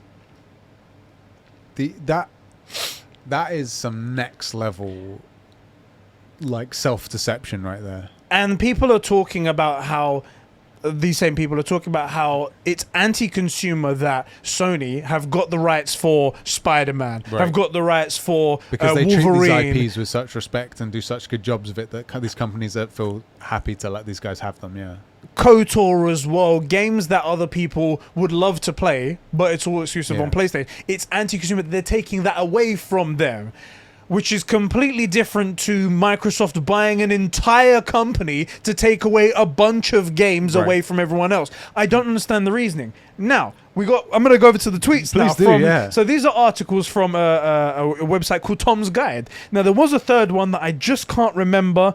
God, I wish it was in the replies. But I'm going to read this one for you right here. This one, oh god, fucking get back. Back 4 months ago, this was published, and it says Xbox Series X could be getting an exclusive Star Wars game. Sorry, PS5 users. Eat that, Sony. Eat that, right? Users. Get fricked, Sony ponies. And then another. Is it from the same author? Not from the same author. Okay. That's the only thing. Okay. That's the only thing. But the editor's still the same. I don't know what you want to do. Yeah. KOTOR is a PlayStation 5 console launch exclusive, and it's not okay. When it's an exclusive for PlayStation, it's not okay. Yeah. When it's an exclusive for Xbox, yes. Screw you guys, PlayStation users. It's because there is only one place that the Xbox is actually dominating, and that is in the propaganda war. Xbox, and they did it. That's why God of War 5 is coming to the PS4, because Xbox managed to change the conversation from not having any titles to any new titles not being on your old console being anti-consumer. And they did it so effectively that it has, in my opinion, I'm not saying God of War 5 won't be amazing, but it has damaged it. That if it was a PS5 exclusive, there would be stuff in there that would just make it it would be even better. Yeah. So the one place they dominate is in bullshit. It is in bullshit because they have no product. So their product is clickbait titles. Yeah. It's not okay to have these games. But watch when if Starfield is any good, which realistically I doubt. I hope it is, by the way, but I doubt it. Watch them talk about how amazing it is and how Sony's dead and how, this is why you should have an Xbox. But until then, it's anti-consumer and like, no, it's pro PlayStation customer is what it is. As would be any Xbox exclusive, it's pro Xbox customer. Yeah. If they got KOTOR, freaking good for them. They need something good because they obviously can't make it themselves. By the way, they have the recipe. They know, they just can't do it. This is the thing. There's an alternate universe where KOTOR did actually go to Xbox, and they would decide to choose Xbox as the winning bid. And then it's the whole argument is like, so would you be saying the same thing? I highly doubt it. Because we'd be saying, good, Xbox badly needs something to play on it. You've gone out and purchased it. Oh, we've got Game Pass. No, you don't have Game Pass. Game Pass isn't in the discussion. It's not Ratchet. It's not Ratchet and Clank, which is a really one and done play. Shits on. That's the argument they have to come back to. Is that and you've got Game Pass. There's nothing. There's How nothing often are you on Game Pass? Not often, but the thing is that it's not. There's nothing on there that can hold a candle to like the best Sony exclusive. That's the reason why it hasn't been a clear-cut case of Game Pass was announced and then everyone shifted over, because people still want these great blockbusters over here. Put it this way, Game Pass is growing, but at a slower rate than they're selling PS5s. It's a $500 purchase, and more people are more willing to get onto that. And then buy the $70 games afterwards. Right. That should tell you something. I did find the other screenshot. This was 2 months ago. This was when they announced the release date for Starfield. Yeah. And it says, I am not sorry that Starfield is an Xbox exclusive, and Bethesda shouldn't be either. I don't care. However, when it comes to KOTOR and it's on PS5, they have to be sorry. It's not okay, guys. Right, it's not okay. Also, the irony of Deathloop being on PS5. Do you know what's extra irony? And I hate this because, all right, so there was 4 screenshots, just 4 screenshots of the new Redfall game. Do you remember Redfall? It was like one CG trailer at the end of the Xbox conference at E3. I can't say I do. It looked like a game. It had a vampire aesthetic to it, and these 4 characters fighting off these vampires. Yeah. Didn't know anything about it. Everyone was saying like, Redfall, game of E3, right. And I'm like, you know nothing about it. There's nothing in this. I don't know what this game is. Right. How can you say that? Same with Starfield, isn't it? We don't know anything. And I'm like, okay, whatever, forget about it. We moved on. We've got some screenshots, and just based on the screenshots, this could be entirely wrong perception of it. To me, it looks like a Left 4 Dead clone with just vampires. Pretty much, yeah. That's what it looked like. That's the vibe I understood of it, yeah. And it doesn't look good. Left 4 Dead doesn't look good. Exactly. Not to beat it out, it's just not the style of game. And I like Left 4 Dead, and I played Back 4 Blood recently. Yeah. And I was really excited for Back 4 Blood. You spoke quite well about that. However, after I played it, I was like, yeah, this is just Left 4 Dead. It's not progressed in any way. It's not. There's much better games out now. What's weird as well is like a game like Left 4 Dead, even though Call of Duty is just a reskin, somehow, maybe it's the way you interact with the game and the PvP aspect to it, but COD just functionally being a reskin, FIFA just functionally being a reskin. At least there's new people to play. I don't get why I would play a reskin of Left 4 Dead when I could just play Left 4 Dead. And the interesting part is that game, Redfall, is being made by Arcane Studios, which is the same studio, different part of the studio, but the same Arcane Studios made Deathloop. Now, logic would dictate if they make a banger, Game of the Year contender like Deathloop, that they should make another great game their next project. However, it's looking like that's just going to be a Left 4 Dead clone, and people are just going to be like, cool. I mean... And it's the irony there is just so bad, because it almost seems like any game that comes to PlayStation is going to have that finesse, that thing that PlayStation is known for. Well, and then any game that isn't just doesn't. On that which note, sucks. On that note, any game that comes to PlayStation has PlayStation oversight on it. That's true. Right? So, which doesn't mean that there won't be bad games, but it means that it has to go through, like, ultimately, for it to go up, PlayStation have to go, yeah, that's good enough. Yeah. Right? And they could, I think they have as well, rejected projects all the way up to the end. I can't remember off the top of my head, but I'm pretty sure they've gone, yeah, that wasn't good enough. They're not afraid to can it for something like that. And that's another thing as well, actually. So, and this is why I have a kind of a good feeling about Starfield. Okay. PlayStation, I don't know who does it, but they have a very good vetting process when it comes to buying exclusives from other companies. Yes, they do. Deathloop is just proof of that. I mean, they couldn't market it to any of us. No. But somehow it was a banger. Somehow PlayStation, it was a banger. They paid money for it and they got it. Yeah. And they've done that with other games in the past, and they did it with Insomniac, with Spider-Man, everything like that. They were going to buy Starfield. They said they put in a bid for that, but they didn't get it in the end. Good point. So, if it was good enough for them, and they've got a proven track record that they liked it, maybe Starfield will be good. One stick in the mud. Yeah. And I hate to be that guy. Great concept. Yeah. Potentially good company making it. But that vetting process. There are guys at Sony that know their recipe. They know what they want. They know what should be in the scope of the game. And that doesn't seem to be the case so far with whatever's come out, specifically Xbox exclusive. I really genuinely hope Starfield's amazing. Yeah. I hope it genuinely makes us jealous and goes, and maybe we should pick up an Xbox secondhand because frick Microsoft. But like maybe we should pick it up. This game's good enough. Genuinely, I hope that. I think the more likely scenario is it's an incredible concept that they take and run with it and then just keep running like the people that are okaying everything at 343.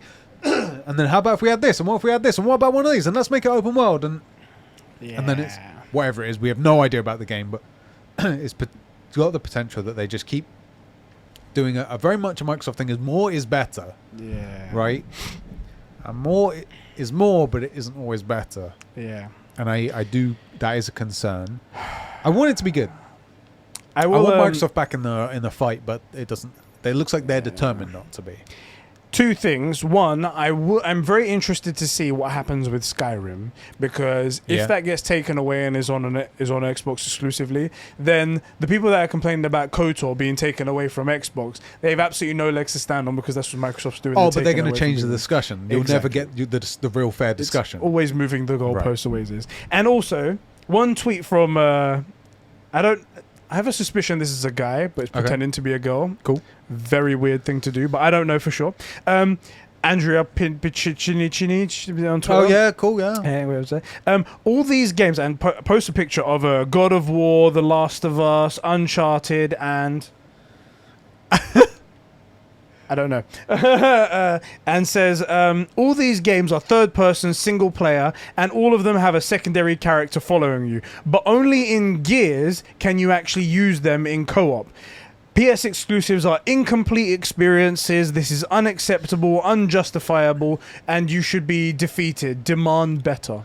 I mean, if you think co-op's important, which I don't think it is for God of War.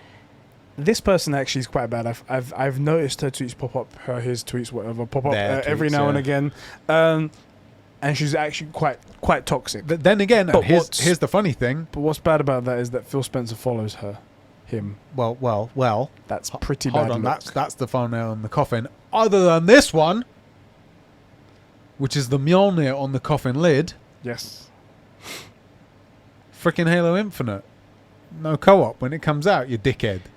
That's a good point. Incomplete experience. Halo, I would say, by your own words. I would say co-op is super important to Halo. I was looking forward to co-oping with you because you have the Game Pass. I was like, I can't wait to jam Halo as it was intended, played on a PC through a DS5. The way it was intended. The way God intended it to be. Like, that's something I was looking forward to, and it's not coming. Yep. So, incomplete experience. It's just ridiculous. Again, like I said, they dominate in one place, which makes no money, which is the propaganda war. They do genuinely demolish Sony when it comes to it, because Sony doesn't worry about propaganda. They just bring good products. They bring you good cameras. They bring you good audio stuff. They bring you good TVs. They bring you good computers. They bring you good phones. They bring you good games. Yeah. And the best console. That's the stupid stuff that's been going on there. And by the way, they're a soulless, heartless corporation. They'll frick us over any chance they really get. And anytime they do it, by the way, like we've mentioned it a bunch of times. There's a bunch of things we don't like with the PS5 and the way they've done stuff. We don't like changes they made to the UI. Recently, the Forbidden West dual entitlement thing. Right. That was utter bullshit. It's not okay. It's not acceptable. So, like, although we are Sony ponies, it's because we've got nowhere else to go. Yeah. Right? We're on the winning side. Get fricked! Yeah. Anyway, next topic. Next game, Forspoken. Yes. Forspoken looked quite cool. It looked very cool. It looked very, very cool. Like a woman in like a different realm. She had like a bracelet that was talking to her. Yeah, exactly. I gotta say, I got Infamous vibes from it. Like the running and the jumping looked great. And then we hear the incredible news that who exactly is attached to this game?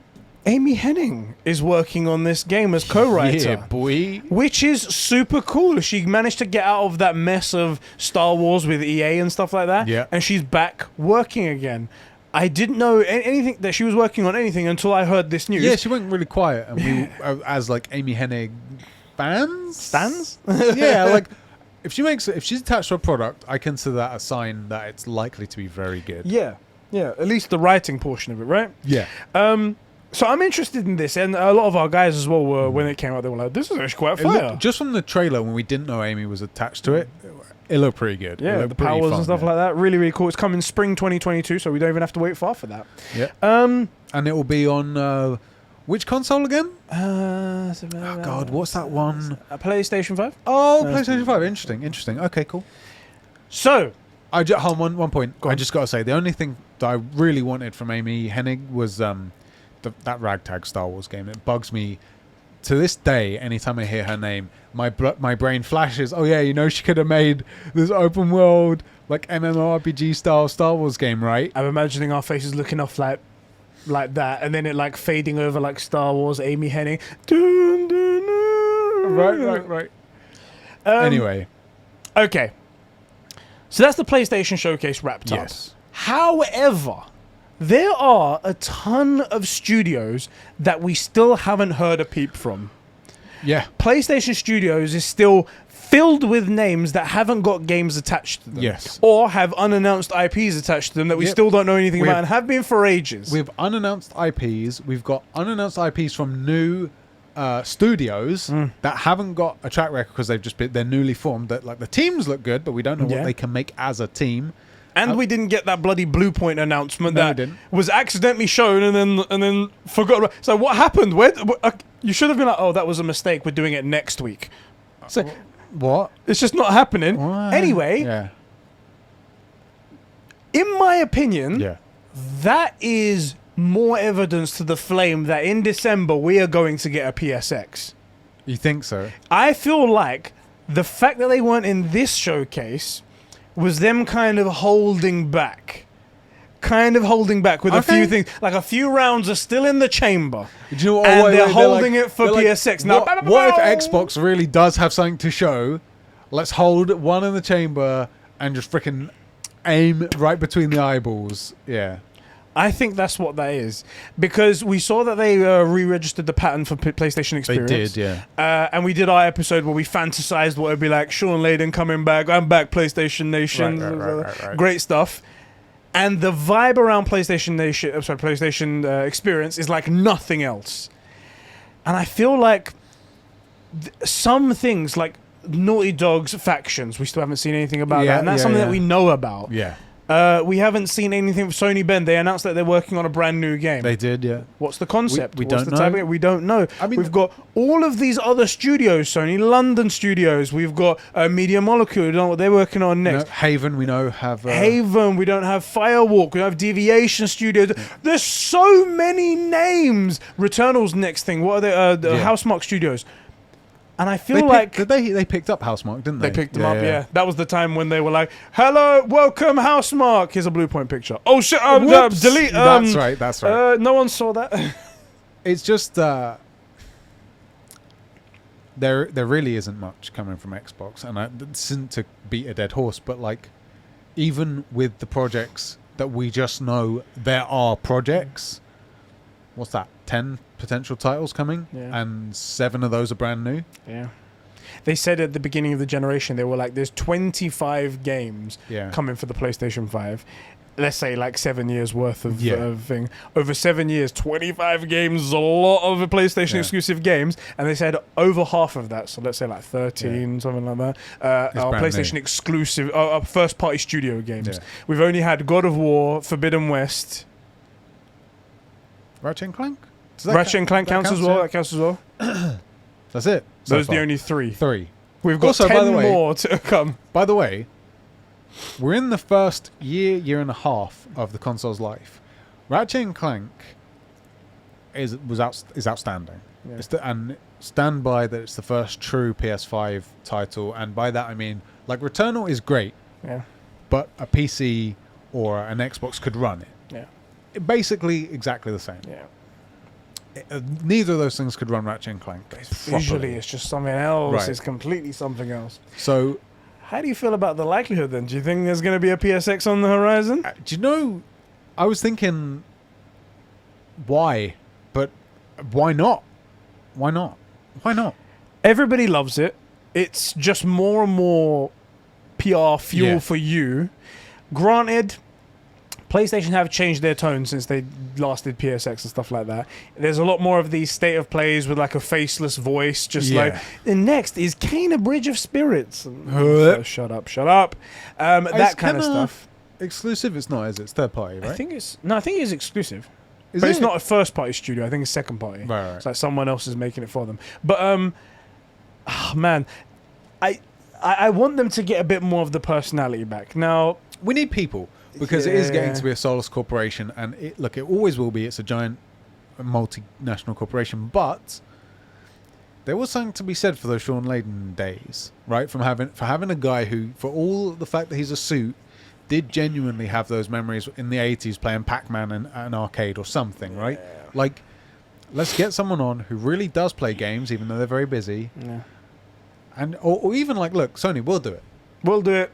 You know? Get some true gamers on there. Right, like, I think Sony needs a face to put to it, you know, that don't forget that you're a people company. I think they're setting it up, though. So, in this showcase, Herman Holst took to the camera, and he had this beautiful background, and honestly, I want those lights. He had the square, circle, triangle, X, but in like different positions, so they were in different depths of fields, and I was like, oh, that's a good, is that your house? Please have this house. And the way he spoke, because he is genuinely a fan of PlayStation games, he's a fan of gaming, and he's so genuine. He could be that next guy. So if you were to do a PlayStation experience, bring him on stage to talk straight away. I feel that. I think he could be the guy. Forget Jim Ryan. Jim, take day off. Take day off, mate. God, you deserve it. God, you've done a lot of work, annoying the fuck out of us all. But you can just have a seat. Have a seat. Just sit down. It's okay. Ulster's got this. Erman Ulster's got this. Good old Erman. Good old Erman. He's a lad, isn't he? He's a lad. He's a lad. That would be cool. I wouldn't mind seeing a PSX. It's been a while. I think that's what they're gearing up for. Genuinely, I called Spider-Man PS2 with and the villain and everything. Spider-Man PS2. Spider-Man 2 with Venom. Take this to the bank. PSX this year. I mean, it would be cool to, as like a, if Microsoft have any wind in their sails, to just be like, here's another thing from us. Because just to quickly go back to the event, the first half of it wasn't very good, but they ended on such a strong note that they've demolished anything, and they have done for the last 4 or 5 events, demolished anything Xbox shows. Yeah, Xbox does a good show. It's great. It looks good. You have a good time watching it. Then you go away and realize that more than half of what they showed wasn't exclusive, wasn't first party, wasn't new. And then, Sony comes out and shows you exclusives and stuff to look forward to. So it's, anyway. I want to kick it over to our boy Jack Nicholas. He writes in, he says, "Hello, fine gentlemen. How are we doing?" And yes, that is definitely my name. That's what he says right did he now. say that? He did say that. I'm glad he acknowledged didn't say that. He did. That's definitely my name. He actually did. He's acknowledging the joke. Is gamer. PlayStation Showcase was excellent. Lots of new games to look forward to playing, including Spider-Man 2, which looked like it's going to have some form of co-op, but Insomniac has confirmed that it's single player only. Would have been a cool feature, but the game is still going to be great. I agree. It would have been good. I think the going back and forth between them is going to be what it is, and I think that's going to be good. KOTOR remake was a nice surprise. It'll be interesting to see how different the gameplay will be. I think Final Fantasy VII remake gameplay would have worked well, or maybe Ghost of Tsushima combat with lightsabers. That would be a cool update. It's gonna be your duels. So it's confirmed KOTOR remake will have 1v1 duels. There you go. Gaming. Sheps, you're welcome. He says you're welcome, Sheps. If KOTOR uses that same combat system or something similar, I'm for it. You just need to Tsushima duels, but it's Star Wars. I'm in. You just need to close your eyes and be like, Jin Sakai. Yes, that's Jin Sakai right there. Get that noise out of there. Turn the FX off. Ting, ting, ting, ting. Ting, ting, ting, ting. Yeah, so he was just here to say that 1v1 duels is coming in the form of KOTOR remake. I'll take it. I don't care. There you go, right there. Let me kick it over to. Let's get over to our Discord server. Our true Jamers. Our true Jamers. Oh yeah, one thing I forgot to mention, and Sean reminded me here. They did show off the expanded and enhanced edition of GTA 5 at the event, and it looked the same. Exactly the same. People were doing comparisons with PC footage, and it looks the same. There's just nothing it here. Looks the same. People, and then PS4 so many more textures, and they're delivering like 15 packets per second more. With PS4, it was just like maybe there was like a bit of smoke. Well, also because with PS4, it's because it was a PS3 game. Yeah, that's the reason. Yeah, the game's older than half the people playing it. Anyway, what he sent me was a screenshot of the official PlayStation video of GTA 5, and it's just being dislike bombed to hell. Like 145,000 dislikes on that video. It's not even funny anymore. It's just stop. bad. He's already dead. GTA just getting worse and worse. Let's read through some of these comments here. So I did ask for people to write in, and if they did write in before, they should like copy and paste it, so I'll have to double check. I'm going to read Diogo's one here. So Diogo says, Sony event. Look, overall, 40 plus minutes, I have to say it was a pretty shit event with too many CGI trailers, not enough gameplay, and most games were shown were meh or different or not different enough to what we've seen before. That being said, I did like the gameplay at Forspoken and the announcement of Wolverine. I'm tired of CGI trailers. Spider-Man 2 could be a cutscene and look like a CGI trailer, like the launch trailers. I think this might have been his very first initial take because it very much wasn't that. He wrote in again. Let me read this one. Let me read it again. So he wrote down. Here we go. So he goes, God of War looks great. As expected, however, the trailer doesn't say 2022, which is very true. We didn't confirm that's true. Day. To be fair, even if they did put 2022, it's not going to stop them from saying 2023, guys. See you later. Well, it's not like I said it's coming this year either. Exactly. You know? So it goes room to be pushed to 2023 maybe. Spider-Man 2 and Wolverine reveal was fine, but I wish I had seen gameplay too. So Spider-Man 2 was gameplay. It was gameplay and it was captured on a PS5. That's what. So it was. Well, it could if all it said was captured on a PS5, that could just be in-engine renderings. Yeah, it could be. Because I know their cutscenes aren't videos. Their cutscenes are renders of modeled assets in the thing. Like they play out live. Anyway, we'll see. That's minor thing there. Yes, I know it's 2 years out. Wolverine probably 4, but I just don't care for these short reveals, gameplay, or it's too early to show anything. That's something I definitely agree with. It's either gameplay or don't show anything. I totally agree. I mean, it depends. Teaser, you can do CG. So like the KOTOR, people are like, it was only like CG. Yeah, well, they're teasing that it's coming. Teaser's fine. But if you're doing not a reveal, but I guess a reveal. Anything more than, hey, this project's coming, I need to see it. The reveal for Wolverine was, we're working on Wolverine. That's the reveal. That's the news. Whereas the second time, the third time, the fourth time you see Starfield and it's just a CG trailer, you put a release date on it, you know when it's coming, so you must be working on it. You must have something there, right? Show us the game. Show us something. Anyway, Halo Infinite. Fucking, still haven't seen campaign gameplay. Don't show old builds. No Sony first-party PS5 exclusive in 2022. Forbidden West. Oh, I think when he says PS5 exclusive, only to the PS5. Ah, okay. Because God of War is also going to be on there. Because also GT said as well. Yeah. Guess what happens when you make Horizon Forbidden West, GT7, and God of War cross-gen?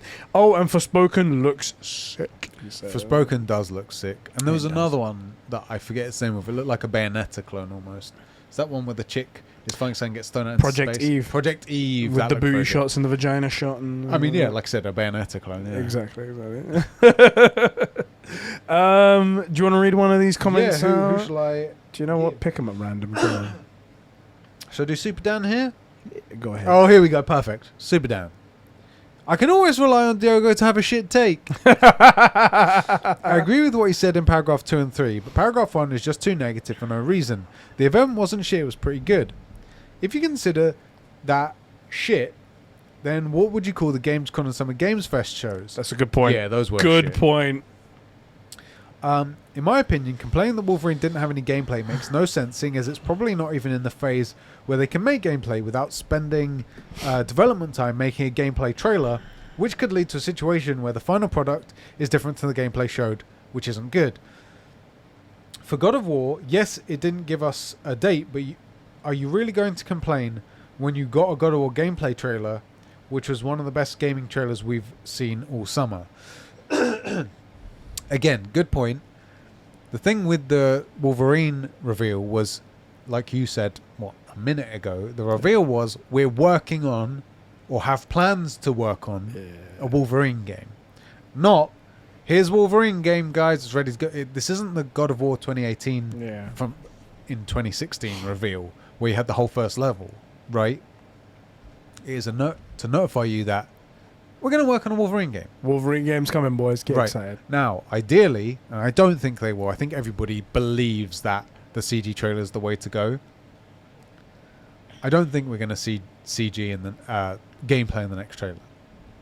God of War actually did it really well. They waited a bit too long, but all that CG, which we did see a bunch, but then and whatnot with it. Here's the game. At least there's a mixture of cutscenes and gameplay. That's the way to do it. I want to see the game being played. Yeah. Are you okay? Is that the rest of that comment? That was all of his comment. I can read some more. Let me read Sean's one here. Yeah. And he says, "You're all wrong. God of War animations look the same, and the game looks like a DLC. So the game looks like arse cheeks." Because of what we said before. Yeah. Wolverine is not coming out until 2028. Again, like that person's saying, and definitely gonna come to Xbox by then, because Sony are on their last legs and will need the money. That's so true. The PS5 has a bleak future. Jokes aside, Insomniac is definitely the best developer. That's a good statement. It's a really good. It's hard to argue against either. Because people talk about Naughty Dog as the Sony dev. Right. Could they be taking the mantle away from them? In fairness, it's a tight race. Yeah. Insomniac, Santa Monica, Naughty Dog. Pick. How are you gonna do that? Exactly. How are you gonna? You can't. That's a tough. I wouldn't want to. If they were in a contest, I would not want to be the judge. No, I wouldn't. You get angry no matter what. People get angry. Yeah. He goes, my highlights, Spider-Man 2, Wolverine, God of War Ragnarok, of course, Forspoken, Project Eve, a Weeb game, even though I'm not a Weeb, KOTOR remake, never played the originals, but I hear there is a lot of love for them, and the Alan Wake remaster, which is really awesome. Yeah, that's one we overlooked. Yeah. I recently played Control. There was the Alan Wake DLC in that. Yeah. Oh my god. It looked a bit more horror-y, which isn't my flavor. I was one of my concerns about Control, but Control is more like mystery thriller. So, but I mean, Control was brilliant. Yeah. So, let me quickly read here. Hold on a second, I haven't finished this one. Oh, There's still a bit more. He goes, my favorite. More? Yeah, there's a bit more here. My favorite highlight has been Wolverine. I never expected Insomniac to make that. I know we have no idea of what the gameplay is, but I can trust Insomniac because they have made the best superhero games called Spider-Man. Facts. Straight facts. Also, I wouldn't be surprised if Wolverine comes out next year because I believe they've been working on it for a couple of years now. Insomniac are beasts at development. P.S. Get Sheps to do the chef kiss because we need a chef kiss emote, and Sheps is perfect at that. Two things. I think we do know what the Wolverine game looks like because we've got the Spider-Man games. We have an idea, like it's not going to come out as an RTS, which you really genuinely cannot say that about Starfield, right? It won't be, but you know what I mean. I just want to quickly read this. Go ahead. Because it's a good summary of just like bangers coming, right? From Jack, the Jackal. The Jackal. Virgin Diogo helper. Yeah, bless him. I'd give a constructive breakdown of what we saw, but really, I'm just overall buzzing and a fanboy over it all. God of War, 3 out of 3 shift kiss. Spider-Man 2, Wolverine, Horizon Forbidden West, KOTOR remake, and Deathloop. And then it's just got like basically a multiple coming emoji, basically. Like, what a freaking list. Yeah. It's looking bright for PlayStation. It's looking bright. It definitely feels like since going solely to Sony, which I did, because I was the Xbox guy back in the 360 days, and they had PlayStation. I've had every single one, but I was big on the 360. But moving to the PS4 and sticking with the PS5 has not let me down. It's just the winning recipe. It's the winning team. They're bringing out more games, more often, and of higher quality. Oh, Game Pass, but what are they bringing out to you? What haven't you played yet that you're looking forward to? The last thing they tried, in my opinion, was Medium. And I'm glad they tried, but that doesn't seem to have done very well. No. It wasn't very ambitious. No. Like, mate, we as Sony guys, we're eating. Like, we got game after game, and like, oh, but they're $70. Yeah, but would you rather pay $70 for these incredible titles, or pay $15 a month for nothing for like multiple years? There's a reason why Sony haven't changed. Yep. Because I haven't changed from the path they're going on. It's because everything's working out well for them. Everyone likes it. Now, there was also when it came to the director's cut, for example, and we said about the MPD, how the Ghost of Tsushima director's cut came number 2 in the MPD list, just behind Madden, which sports games always dominate everything. Sports games do really well. Yeah, that shows that game sold. Also, Madden was a game. Regardless of all of the controversy that was going around, how can't believe they're charging $70 for a game that came out before with this minor DLC, and you have to pay for all of the other all the controversy that went around.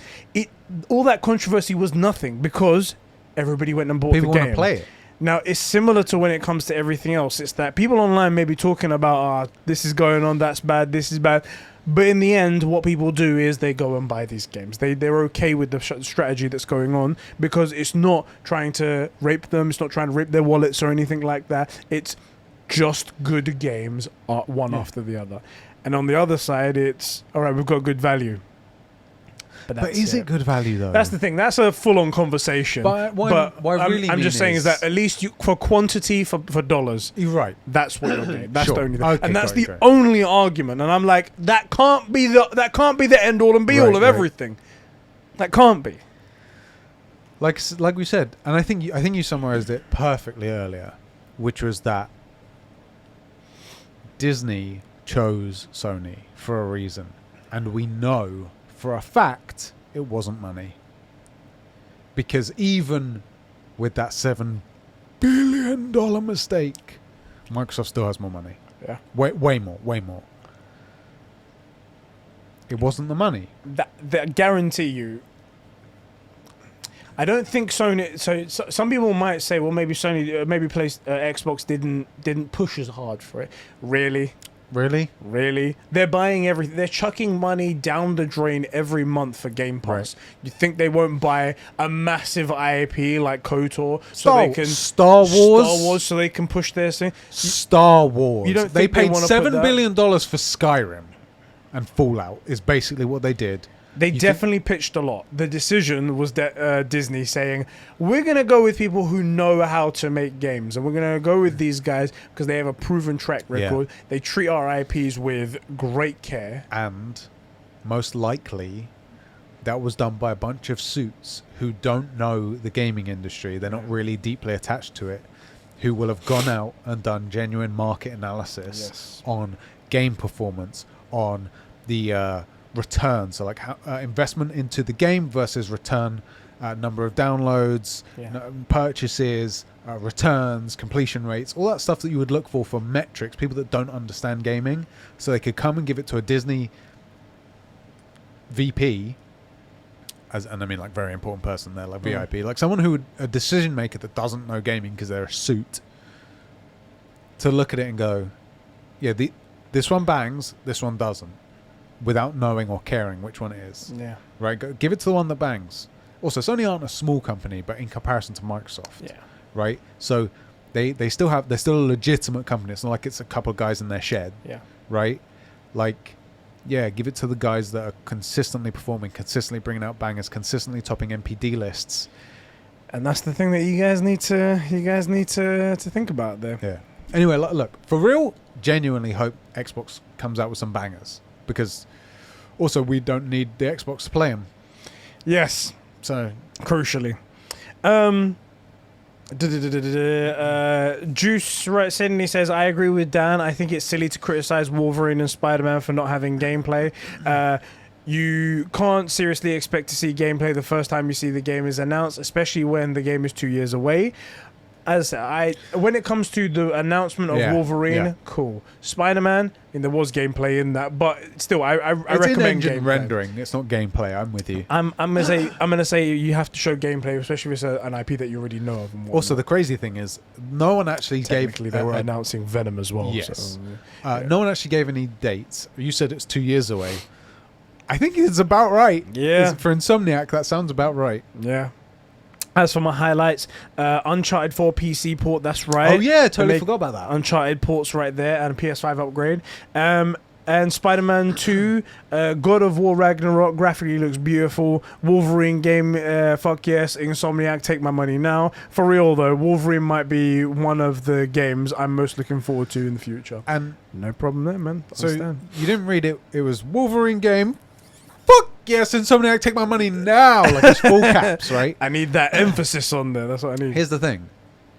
That's the point. Look, he's going to have to pay $70 or £70, wherever it is, right, to play this game. Yeah. You bring out a game that has enough interest and from a good enough company, and people want to throw their money at it. It's what happened with the director's cut. Like, it's not about the money, it's about the value proposition. Yeah. The value these games give you as entertainment. I would way rather spend 70 quid on a Wolverine game than going to the cinema. You kidding me? Yeah. From Insomniac? Are you kidding me? Mate. Also, we bought... how did we do the director's cut? Do we have to buy it again? I forget. Or did we just buy the upgrade? No, we just bought the upgrade. Okay, cool. I bought the upgrade. I was going to say... If it wasn't that easy, I was going to buy it. Yeah, I was close to buying it just because I wanted the PS5 case. Yeah. That's right. Oh, shit, yeah, because we game shared it. That's why you couldn't do it. Yeah. I kind of think if you'd have said I want the case, I was going to buy it myself. No problem. I'll do it. Yeah, so I was invested enough to buy it myself, so... Okay, bro. Yes. That's the PlayStation Showcase wrapped up. I'm glad people finally got your thoughts as well on this and all the extra information that came out of it. Spoiler alert, we liked it. We liked it a little bit, yeah. Spoiler alert at the end. Right. That's the way to do spoiler alerts. It's a good way to do it. The next topic. Nvidia Now... Nvidia GeForce Now has had a massive data bank leak of a bunch of games in a list, and people are going mad over it. For a couple of reasons. One, it has games on there that don't exist yet. Yeah. Like potential sequels for games. Yes. And specifically, there are a bunch of PlayStation games on there. Yeah. And this is quite interesting. And not like old, all of them old. Some of them are brand new ones that haven't even released yet. So, a couple of things in the future. GTA Remasters, it says, is on the list as well, which is rumored to be coming out. We don't know. A Resident 4 remake, KT, Resident Evil 4 remake. A Final Fantasy 9 remake. That's the big one, boys. We got it. I have been taught, for the record, I've been talking about Final Fantasy 9 since we did we put the channel back up. Yeah. I streamed, although I didn't finish it because it got streamed. And that's the death sentence to games. But FF9, in my opinion, the best Final Fantasy they ever made. One of the best games ever made. Freaking brilliant. So you're semi-lukewarm on this then? A little bit lukewarm. All right. I don't know if Final Fantasy is what people need. There you go. Anyway, I cannot wait if we could get FF9R the way they've done FF7R. Yeah. But stick it a little bit closer to the original because it was basically perfect. Actually, so was the original 7. Guys, I'm really happy. Well, let's hope this is true. It's got things like Titanfall 3 on here, which is an odd one because I don't know if Respawn are working on a Titanfall 3. I could. They've got Apex. They've got Jedi Fallen Order. Oh yeah. Anyway. Also, actually, can we just say Respawn are freaking hot? They are hot right like now. Apex is still one of the biggest games out there. It's still huge. Fallen Order was incredible. I had problems, but overall it was incredible. Very true to Star Wars. Yeah. Like, they haven't stumbled. They've done really good recently. Yeah. An interesting one on here. Call of Duty Modern Warfare 3 Remaster. Now, oh God, no. Recently, Activision said outright that they're not doing a remaster for Modern Warfare 3. Well, that's great news, except... So the fact that it's on here kind of makes you suspect that maybe this list isn't real. God. However, that's the other stuff. The Sony first-party exclusives that are on here. God of War 2018, Horizon Forbidden West, a game hasn't released yet. Yeah. Gran Turismo 7, another game hasn't released yet. Returnal, Demon Souls, Ratchet & Clank Rift Apart, Sackboy Big Adventure, and Ghost of Tsushima. So these aren't small titles. These aren't, we're going to test the water with an Uncharted 1. Right. Or an Uncharted remastered or something. We're going big or going home. I got to say, just on principle, God of War should never leave a PlayStation. Ever. I think it will. I understand, and I get it as a business move and all of that. As on principle, that game never leaves. And I'll let any other game go. I'm not fussed about Ghost of Tsushima. I love it, but it's not like a pivotal game. You know? It's very... it's good. It's great. It's got so much beautiful stuff in it. Yeah. And everybody who gets to play it, I think, agrees that the story is a little bit weak, but whatever. I'll let it go. I don't care. Even The Last of Us, which I love. Oh my God, I love those games. But like God of War is special. It's just special, man. Maybe in 2025 or 2020. Think about it. 28. Give it 10-year anniversary. It comes to everybody. The way they see it anyway is like a... The Switch gets it, but the Xbox don't. Still the same Switch. It's just got an OLED screen. Yeah, and they even upgrade the thumbsticks. That's what they do next. They could do it as a promotion for Ragnarok. I don't... The problem is 5 years after the game. Come on, give the PC peasants something. No, because who's it going to? So it's going to people who either who are seduced by the Game Pass value proposition and buy a bunch of games on Steam sales, right? These guys are going to think to themselves, man, that game was good. I'll wait 5 years for the next one because everything comes to PC. Yeah. Unfortunately, there are types of people like that. I do want to say, Nvidia put out an official response to this to say what was going on. They say, Nvidia is aware of an unauthorized published game list, which with both released and or speculative titles. Very confusing there. Used only for internal tracking and testing. In conclusion, this list is neither confirmation nor announcement of any game. And then Nvidia took immediate action to remove access to it. It sounds suspicious, doesn't it? It sounds like, this is real, but we have to say this because Sony's pissed, these guys are pissed. We have to say all of this. There are a couple of things that make it sound dodgy, right? So you've got games that aren't out yet. I feel like we would know from Square if they were going to remake FF9. You feel like you would be aware. So everyone else in the world were like, we don't give a fuck. I just think that any leak or information that FF9 was getting remade wouldn't come from Nvidia. Yeah. That's what I'm saying. And forget FF9. To be honest, FF9 is one of the poorer performing Final Fantasies. Yeah. But there's a bunch of reasons for that. Which I was actually talking to my brother because I sent him this. I was like, bruv, they're going to remake FF7, FF9 and stuff. And we got talking about it and how, compared to other games like 7, which was 2 games earlier, obviously, way outperformed it, even though in both of our opinion, 9 is far superior. Yeah. And there's all sorts of good reasons for it. But why would they pick 9? Because there are other better performing Final Fantasies, even although not better Final Fantasies, in my opinion. And 2, why would we hear about it from Nvidia? And I hate to say it's like... Someone scraped it. Someone scraped the data, so maybe, possibly, it wasn't even supposed to come from them, but that's how it goes. Imagine working at Square and being like, yo, we got this idea. Cool, let's confirm the idea. Yeah, we're going to make the project. Cool. Someone get on the phone to Nvidia. Yeah, it's a bit... That's the way... Especially because it's Nvidia GeForce Now, the streaming service. It's not like... the main shop of Xbox or the main shop of PlayStation, and that's it's not like they were trying to get a branded 3080 or is it Nvidia that make 3080? Yeah, like a 3090. What is the 3090? That's their big boy, right? Big one, yeah. Like, let's get an FF9 with Zidane's face large on the side of a 3090. Like, no, they weren't doing that.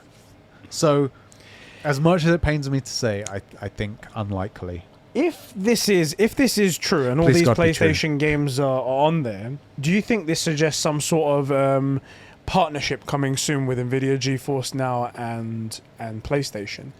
They do have PlayStation Now, and honestly, I need to go in and actually play PlayStation Now. I don't use it at all. Yeah. I don't use it at all. I need to get in it and try it, because from what I hear, you can download all PlayStation 4 games. It's not updated to PlayStation 5 yet, but you can download all these PlayStation 4 games. So why isn't it more of a popular service? Because it's cheap.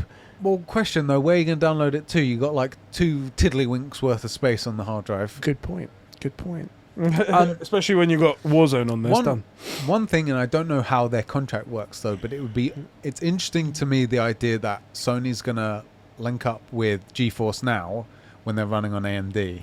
Yes, that's an interesting point. Although that may well have been a hardware deal set years ago. Yeah. And what they do going forwards, which ultimately this is a software thing. Yeah, I was gonna say it's got nothing to do with their games, right? They don't necessarily, but it is interesting. And AMD don't have a streaming service. And AMD don't have a competing service, so it's just ironic that they run on AMD and are going to with Nvidia with this. But I don't necessarily see a downside to it. I do genuinely believe God of War, the only place to play it should be a PlayStation.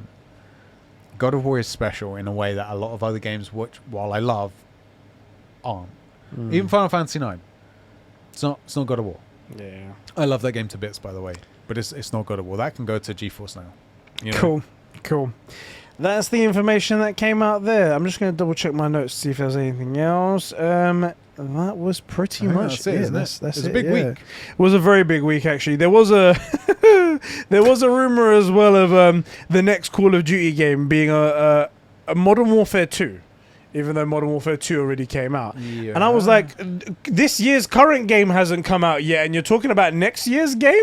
That just shows how little hype there is for Vanguard. Yeah. Oh, yeah. They're already talking about the next year. It's like, guys, every time we post a link, no one clicks on it because it says Vanguard. Fuck it, let's talk about the next year one. Let's talk about that. What will be really telling is what happens with Warzone numbers. Yes. Because... like, Blackout died immediately.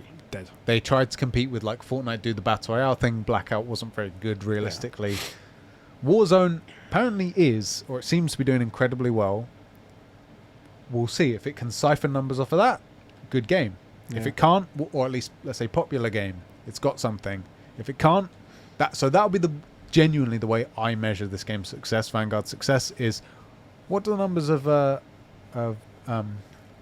Warzone viewers, players, all of that? What does it look like? I think Call of Duty have now accidentally put themselves in a shit spot. Not shit, actually, because they're still getting the players and they're still getting the money for it and stuff like that. But where they were selling Call of Duty every year and they were making that massive bucks. Yeah, they were making tons of bank right there. Yeah. Now people play Warzone and they don't buy the Call of Duty every year. But they do buy like all the skins and shit like that. That's the thing. It's like FIFA prints money with all the in-game sales. But I bet they were hoping to do both. I bet they were like, everyone plays Warzone, they buy their skins wherever they want. But when Call of Duty comes out, you can't turn away Call of Duty, right? It's Call of Duty, guys. I suspect what we'll see is buy the game, get like your first month of Game Pass and some exclusive skins, like some very sick exclusive skins, and some way into like their Game Pass or Season Pass that is shit tier and still makes you need to buy stuff, but gets you in with like a really good looking but not good performing value proposition, right? It's like a Game Pass type thing. And what I mean by that is it gives you a lot of things that on paper it looks like you think you probably could use that, it would be really beneficial, but you end up still having to buy everything anyway. Yeah. I suspect we'll see that come in. One final thing that I found out today as well is that Anthony Mackie is going to be starring as John Doe in the live-action Twisted Metal series. So that old game Twisted Metal, I honestly never played it back in the day, but I knew of it. I know of it, yeah. It was a game of its time. Apparently they're making a remake of it. Are they? Why? It's not... I don't remember everyone going, bruv, Twisted Metal, that was the shit, you know? It was like right next to Simpsons Hit and Run. Yeah, I don't see any... Hasn't heard it. So it's apparently the Twisted Metal director hasn't heard a thing about any possible stuff. I mean, was that a leak or confirmed? I'd heard rumors about it. That's what it was. Anyway, that's all the topics that we have. We have one. Good for Anthony Mackie though. He's genuinely great. Guy's doing it. I want to see him doing more. Guy's doing it. We have one more comment. Okay. Over on patreon.com/Conbrosations, writing just like you guys can. It's you thithering Thothage, aka Zacchino. And he says, hey, you scrumptious chumps. Chumps. It's motherfricker. It's motherfricker. You got us in with the scrumptious. We're like, oh. Have you heard of a game being published by Sugma Tech? I feel like this is a layup. Being developed by Ligma Team. Oh. With a code name Balls. Love the podcast. Keep smashing it. I'd love to... That is low quality bait. That is 8-bit bait. Sugma Ligma Balls anytime. 8-bit bait. Low quality. We saw that. It was just bare blocky. Guys... Thank you so much for tuning into another episode of the True Gamer Podcast every week here on the YouTube channel that you search True Gamer Podcast for. Yes. Don't search on YouTube for Conbrosations or youtube.com/Conbrosations. That it doesn't work. We chose that, by the way. Exactly. We definitely didn't move channel names and assume that because we're not using that slash, they will let us do it. Yeah, we can't use it anymore because it was used once upon a time and I never can use it again. Hold on a minute. I'm a freaking genius. I might have solved this. I'll do it off camera so you frickers can't try and take it. Okay. You mother frickers. Because I know Diogo out there. He's a fucking you little shit. And that Jack guy. Awesome. Freaking Jack. Jack Nicholas as well. He's awesome. Jack Nicholas. That's right. That official name. But not you, Jack Nichols. You're good. No, you're cool. All right, we'll catch you guys all in the next one. Thank you for tuning in for another episode, and look forward to some Canna gameplay that's going up probably on Tuesday, something like that. We're going to start putting up, by the way, for all the two of you that made it this far, more of those, like, the first hour of stuff, and maybe some, like, cutscene stuff, because also we often need it for assets and for, like, the intro to the True Gamer is evolving. It's been designed so that we can add and change the gameplay that goes in there, so we need a place for high-quality stuff. Yeah. So... that'd be good. Yep. All right, bro. I'll catch you in the next one, dude. No. Just actually roll the freaking... See, the thing is that the music plays, but not the intro video. Just play it at the end. Just play the video too. again. We're doing an outro as well, and make everybody stay because everybody loves the intro. Everyone's like, "Fuck it, we'll do it." All right, guys, there's gonna be an outro, okay? So you want to watch? Change the footage though. It can't be the same footage. And keep the Hit Simpson Hit and Run. That's classic. Obviously, everything else can change. What about the 007 GoldenEye? Yeah, classic as well. Classic. But now, no God of War 4. Do God of War 5 stuff. Do like the tier standing up when he releases them. Shit. Yeah. Oh my God, I'm gonna change it. I'm gonna change it tonight. Here we go, boys. Here we go. All right, boys. We'll catch you in the next one. See ya.